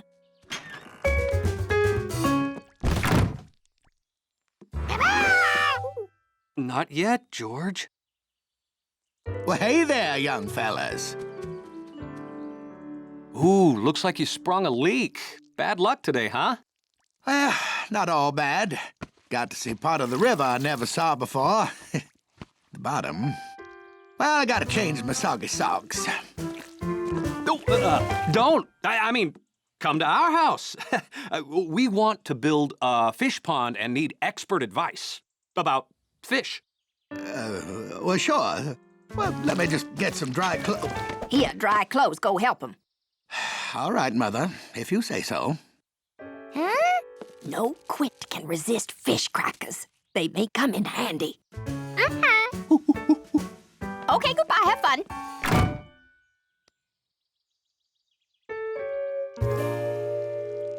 So George and the man with the yellow hat kept Mr. Quint busy with lots of questions. What do you think? Well, if you make a pond that big, you can have almost any size fish. As George was about to ask exactly how many whales he could have, Mr. Quint's brother, Flint Quint, showed up. Hi. George, it's Mr. Quint's brother, the train station master. Hey, Clint, happy birthday. Hey, Flint, happy birthday. Oh, didn't you know the Quints were born together? So Flint can't know about the party either, okay? The Quints were twins. Now George had 2 people to yell surprise at. It couldn't get any better. Your wife said you needed help, so I came right over. Well, this here's fish business, not train, so you can weigh anchor. I'll meet you back at my house. Don't go. We want to know about running a train around the pond we're planning.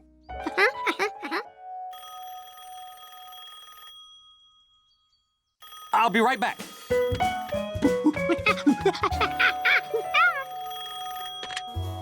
Hello? Oh, it's Mrs. Quint. Disaster. The bakery truck broke down, so they can't deliver the birthday cake.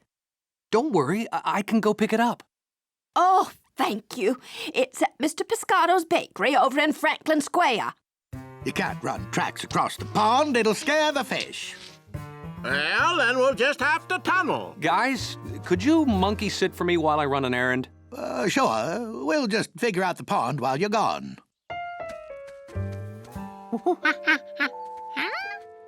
George, it's your job to keep the quints here so the surprise isn't wrecked, okay? George knew this would be easy because the Quint brothers would probably argue about the pond for hours. Well, we've got it all worked out. The perfect pond and train. So we'll monkey sit you at my house where we can draw up plans.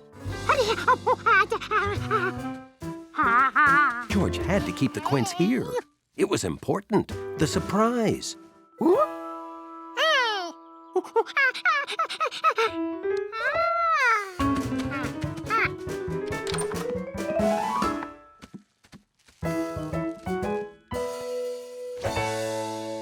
Fish crackers! Ooh, ooh, ooh.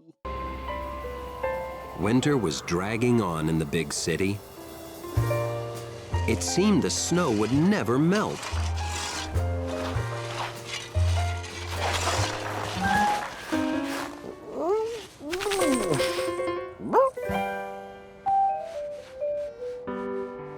Fortunately, George and the man with the yellow hat were heading out on a tropical vacation. The bags were packed, the tickets were in place. Yes, the man with the yellow hat had taken care of everything. Except setting the alarm. George, we overslept! Where's the other? Hold.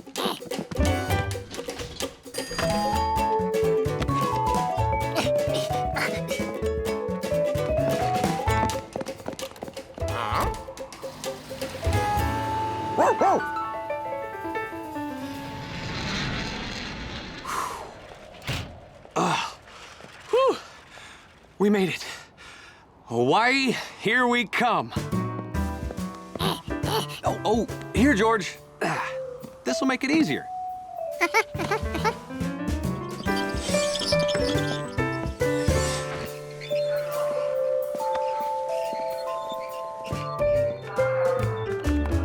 Well, hello, little fella.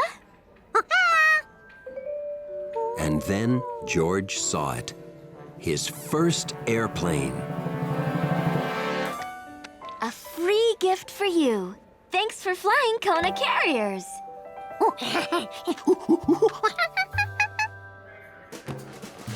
He liked this airport already. Wow, George, I can't believe our luck. No line. What are the chances of that? Pretty good, since all the planes are grounded. I'm sorry? Haven't you heard the weather forecast? Oh, no, the alarm didn't go off, and then I had to pack my monkey.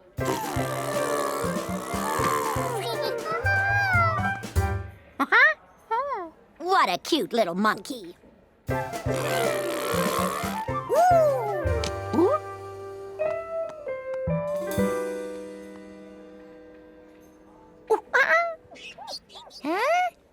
Bad news. Our plane's delayed.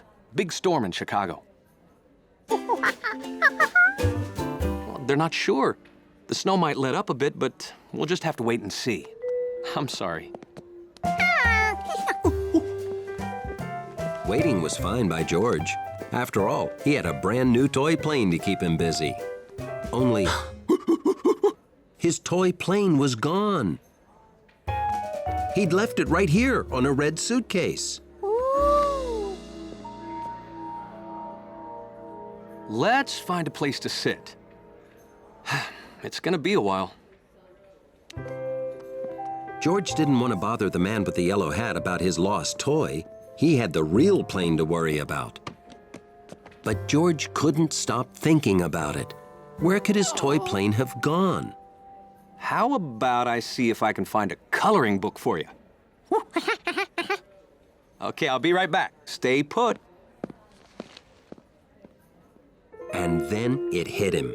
If he found that red suitcase, he'd probably find his toy plane, too.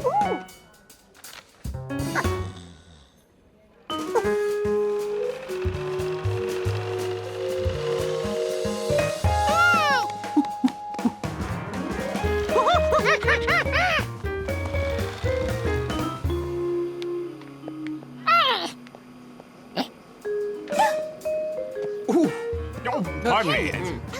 One important rule of travel: if you jump on a moving sidewalk, make sure it's going the same way you want to go. But no matter how fast George went, that suitcase went faster. Would the parent or guardian of a little lost monkey please report to the information desk? Oh, I can't thank you enough. Not a problem. How about we check on our flight again?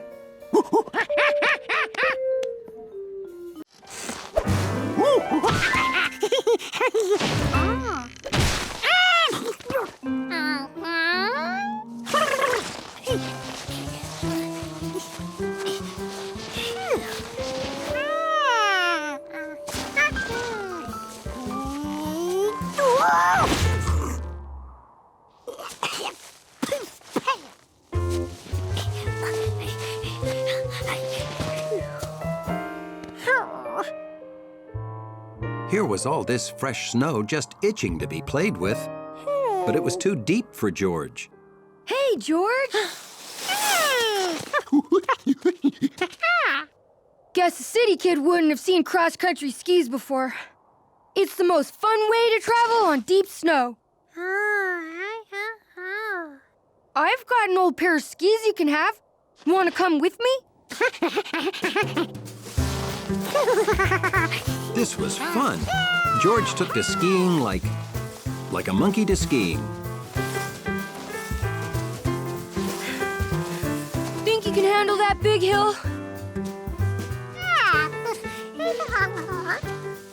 With skis on, George could go anywhere there was snow. Or so he thought.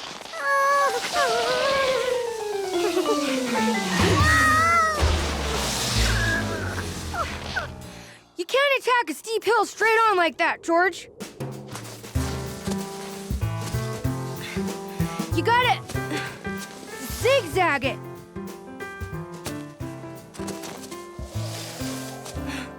When you stop, angle your skis like this so you don't slide back down. Yeah, that's it. There you go, George. That's the way to do it.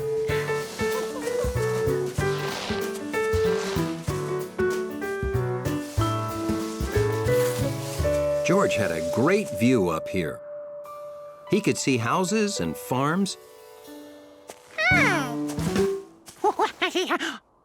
And there was his house.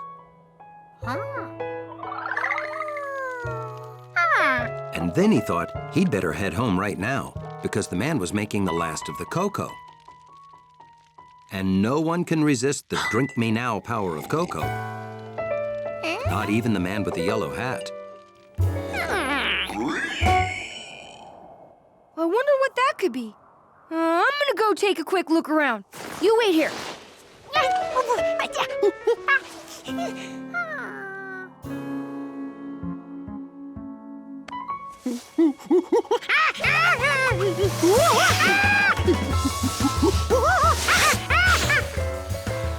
This wasn't good. He was getting even further from home.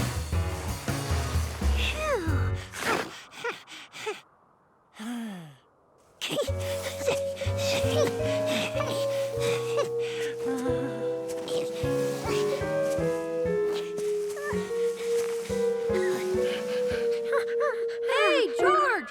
Down here! I couldn't find what made that sound. I'm heading home now. Have fun! At least it was all downhill from here.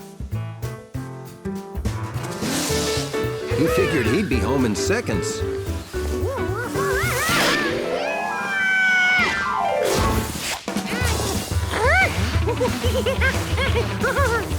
There had to be a way to get that ski.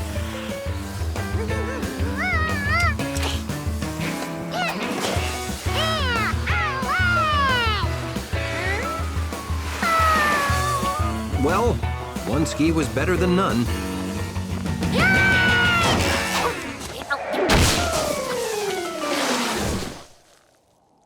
That was awesome.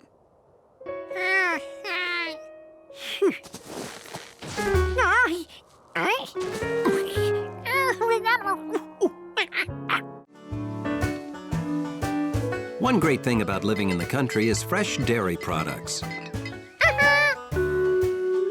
Morning, Mr. Ankins. And to George, one great thing about fresh dairy products was the cows.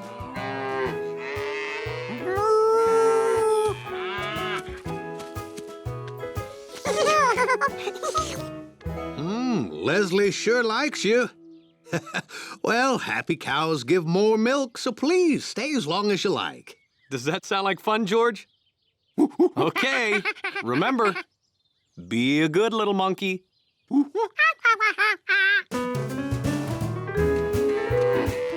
George really liked cows. No one else he knew was that big, that friendly, and gave milk.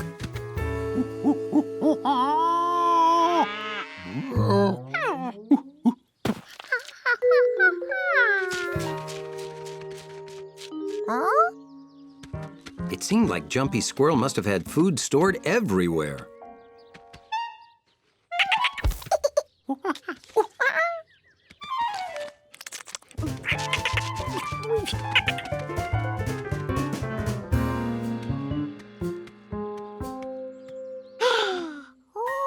Wildflowers. George had never seen so many colors anywhere else but in his crayon box. And they smell better than crayons.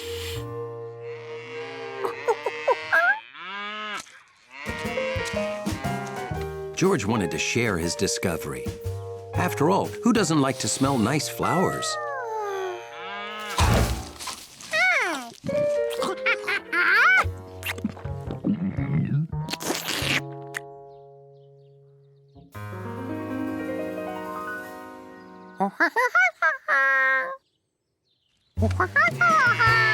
George tried telling her to be a good little cow.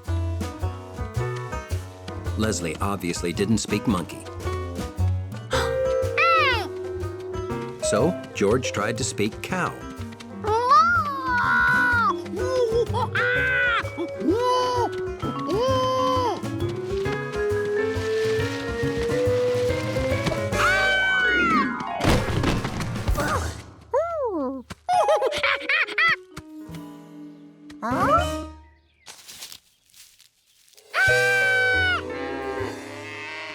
More cows were coming.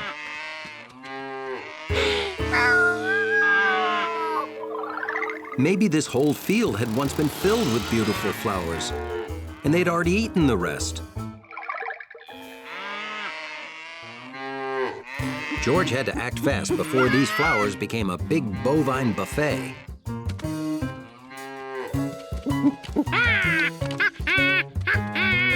Unfortunately, cows don't understand arrows. He tried to distract them by juggling apples. But the cows ate his act. So George borrowed an old scarecrow and turned it into a frightening scare cow.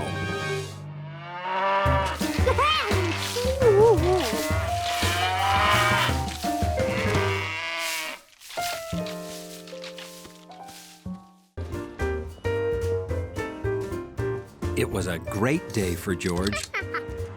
For the first time ever, he was going camping. It was also a great day for Hunley because, well, George was going camping. And that meant George wouldn't be around to mess up his lobby.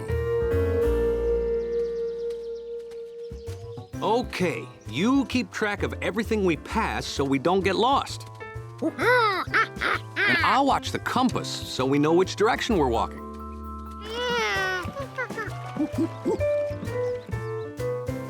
first rule of camping is always pick a good campsite.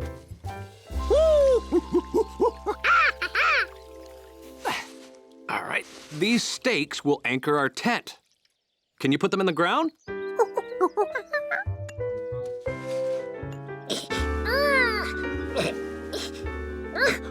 I put a mallet in your pack. A good camper must be ready for anything.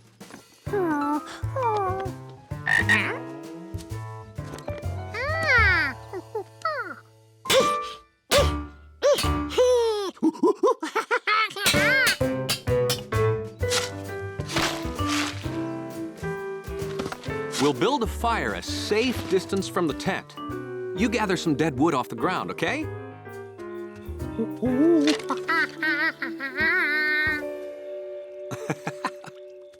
Good job, George. Okay, stand back.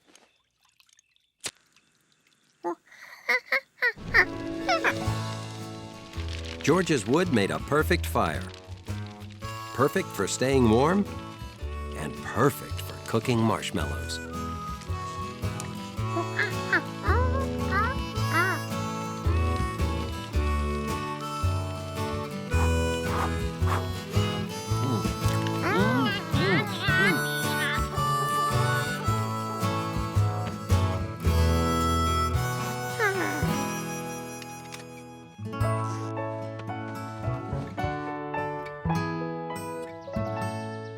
The next morning, George emerged from the tent ready for anything.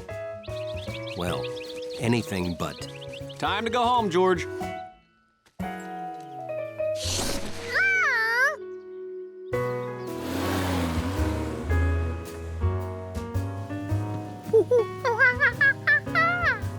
I don't know when we'll camp again, but soon. I promise. Soon. An expert camper is always ready. No, George. So for the next week, George wore his backpack. All the time. Everywhere.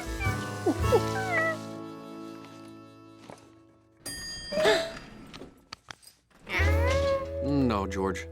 Soon. But soon never came. Poor George. I don't know when I'll be able to take him camping again. Gee, I haven't gone camping in years. Hey, maybe that's what Hundley and I should do on our next day off. Camp. And George can come too. Oh, that would be great. George, would you like to go camping with Hundley?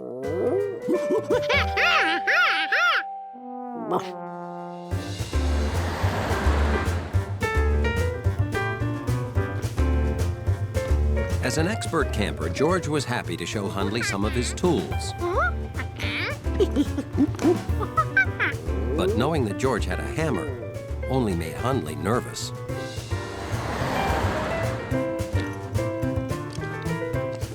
Forget your compass, George. The auto navigator will guide us.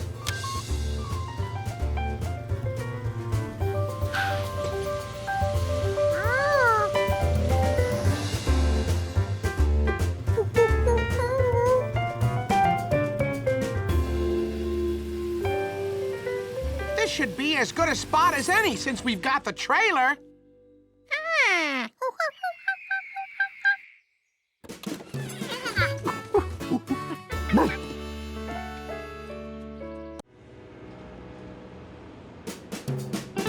When spring is in the air, there's nothing a monkey likes more than to spring in the air.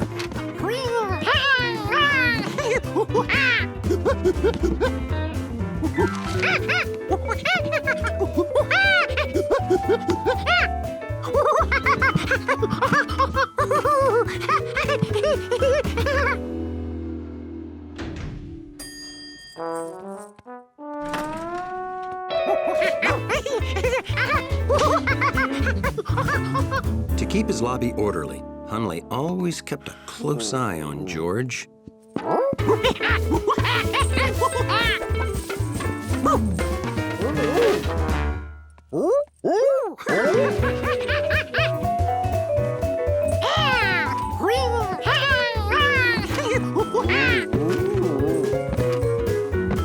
George. I wish I had your energy, George.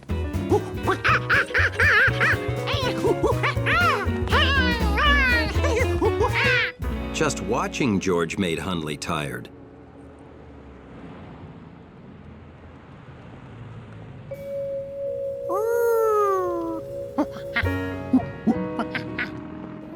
Hello, Professor Wiseman. Hi. What do you have, George? Your favorite kind of dinosaur?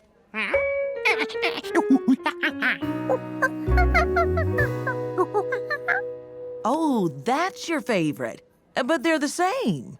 Those are the bones that would be inside that. You know, same as the bones in you.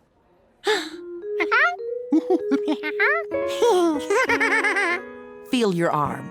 The hard part? That's bone. It's your skeleton.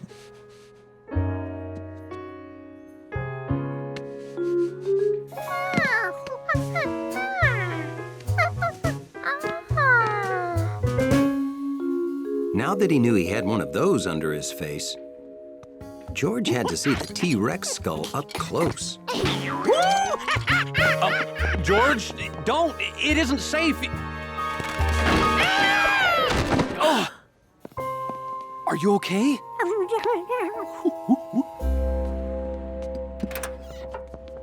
George always wanted to ride in an ambulance, but he couldn't really enjoy it. At the hospital, Dr. Baker decided they needed to see George's leg bone by taking an X-ray.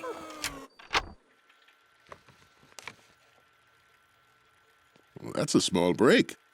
We have to put your leg in a cast. Now, this cast will keep your leg from moving while the bone heals.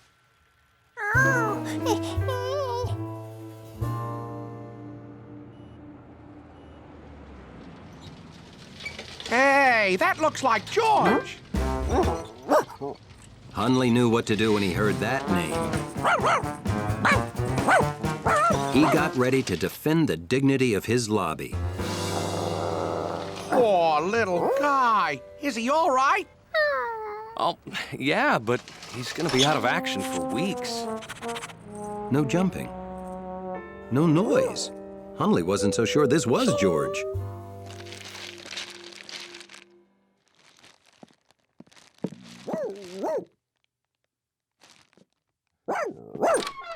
Well, hello.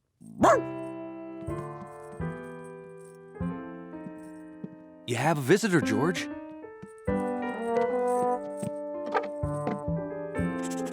It was George, all right. No one else in the building smelled like that. Hello?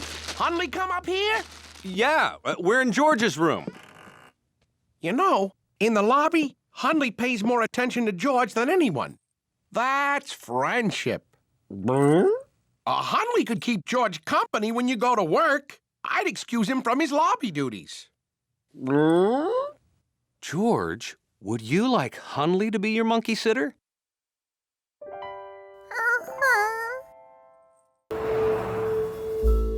It was nearly time for the annual Firehouse Band concert, so Rescue Squad 86 got together to practice. George couldn't wait to hear the beautiful music.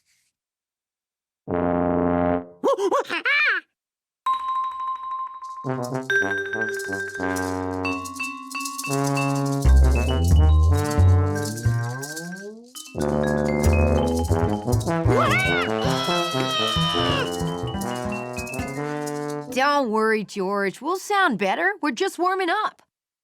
All right, let's get started. A 5, a 6, 7, and 8.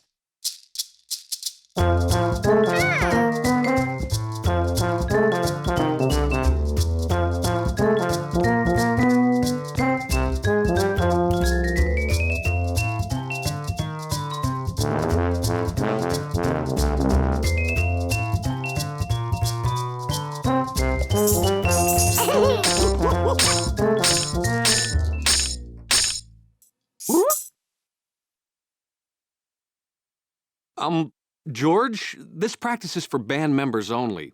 That's the rule. A 5, 6, 7, and 8.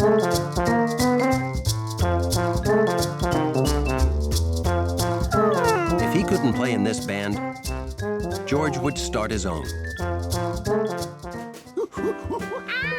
First, he'd need an instrument. You can't play with my tuba, George. It's a very delicate instrument.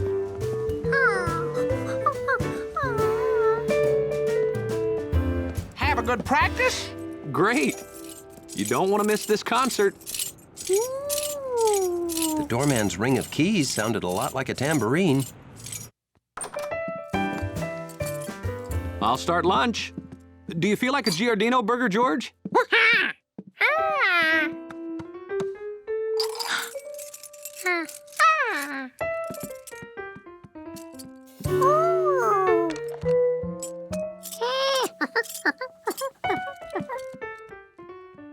George needed to find something to put all of his keys on so they could jingle in the right way.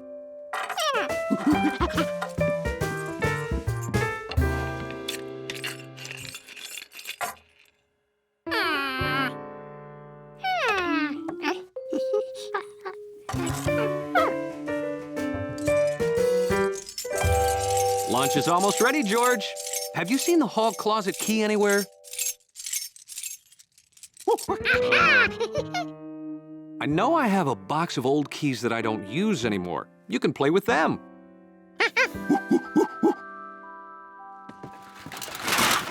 George realized there were musical sounds everywhere. Do you want to make instruments with the recycling, too?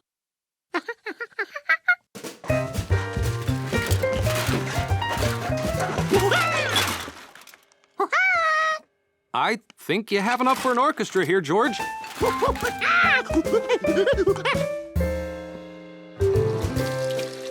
George and the man with the yellow hat washed his future instruments.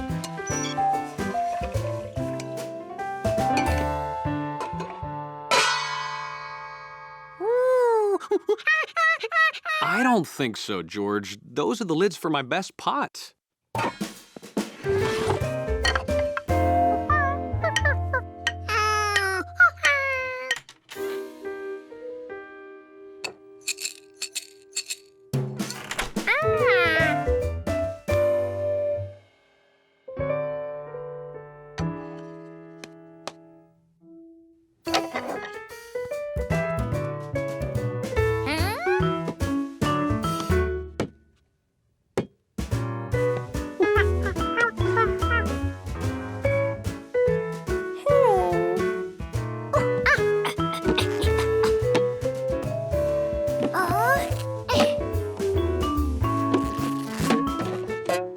George wasn't sure what instruments he was making, but he knew what he liked.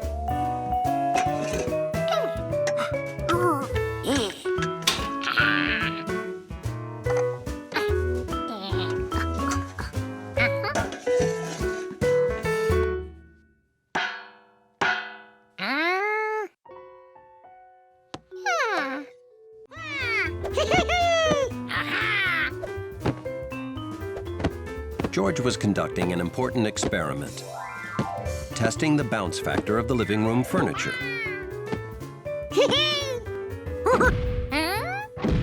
This part of the couch made a different sound.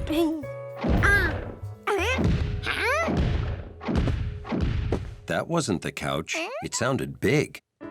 It sounded heavy. And it came from up there. Huh?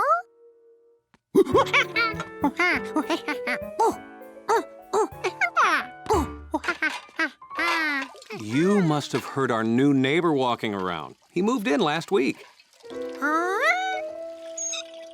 What George had heard seemed heavier than footsteps. What are you doing? George, you must have heard our neighbor walking. That's all it could be. It's not like he's got some wild animal up there.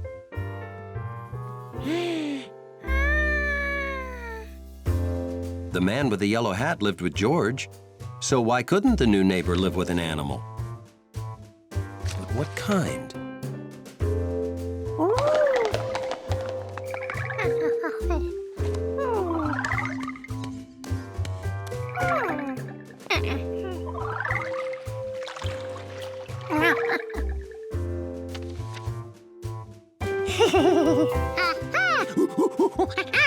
Of course, the new neighbor had brought home an elephant.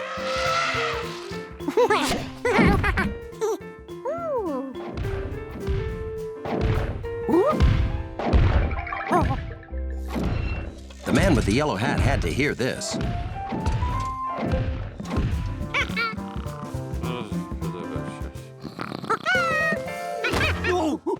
George?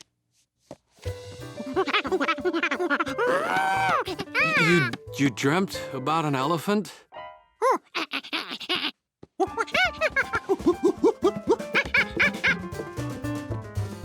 Shh. Oh,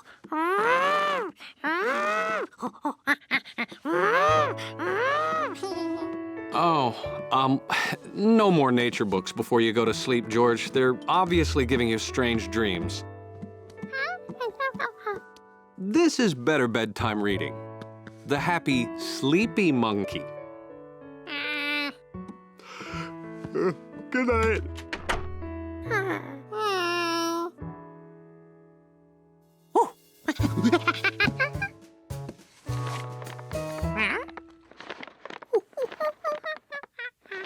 This new sound certainly wasn't an elephant walking around. It was an elephant that was doing what?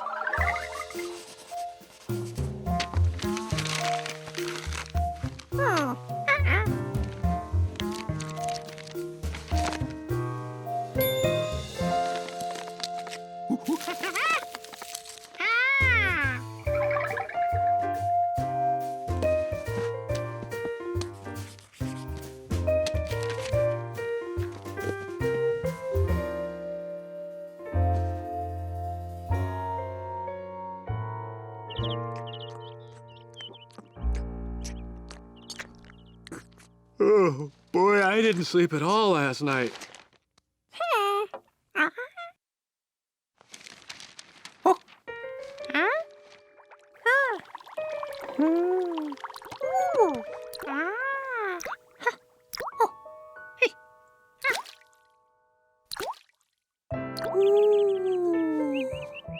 George never realized there were so many sounds in the world.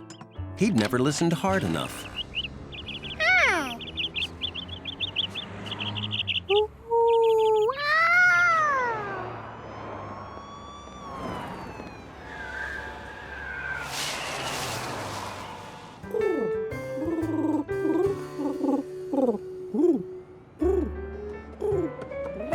That was the balcony to the apartment upstairs, where the new neighbor lived, with his elephant.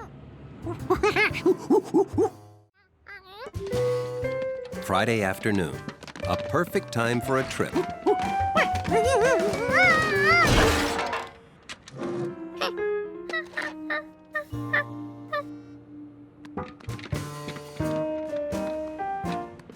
Bottles and newspapers went to the basement, but some things had to be taken to the recycling center.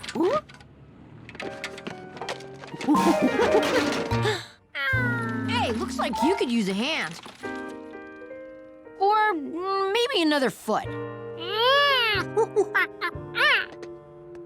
I'm guessing you're going the same way I am. I have to pick up a package for Betsy. The recycling center's right next door. Stick it all in Betsy's wagon. I'll give you a lift.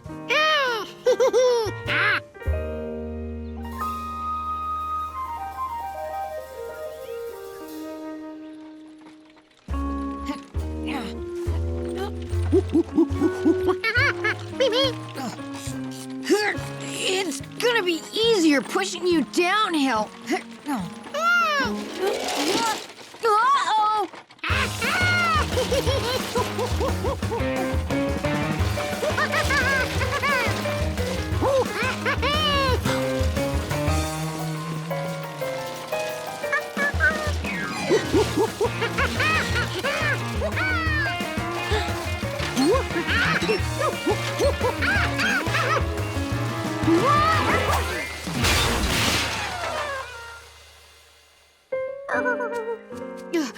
George, are you okay?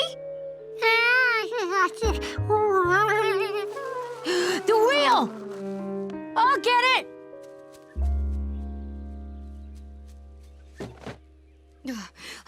Boy, rolled a long way. I bet you could get it to roll from here to the other end of the park if you wanted. Might even set some sort of wheel rolling record. Say, what do you think? For the record?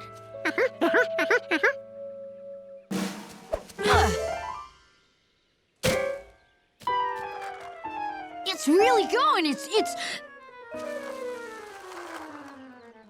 gone. Hurry, after it!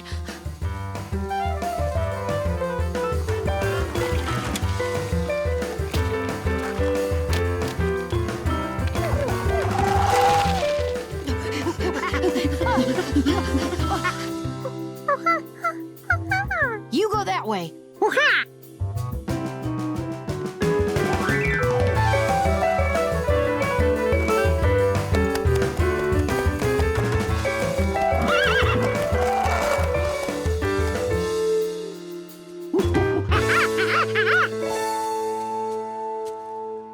I got it.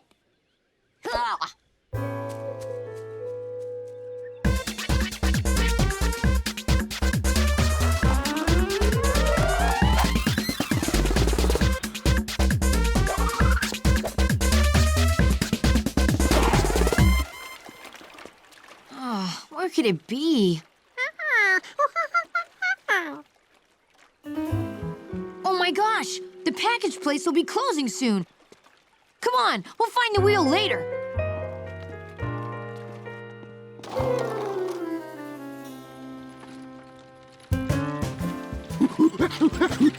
Kick. This isn't so bad, as long as we keep the weight. Kick. Over the back wheels and you keep kick. Kicking the other wheel back in, we'll be there in... Hey, we're here! With time to spare. Our problems are over. Oh, this is gonna be a problem.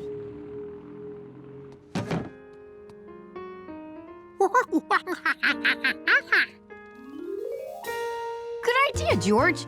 Let's take your stuff to the recycling center. Then we'll have room in the wagon.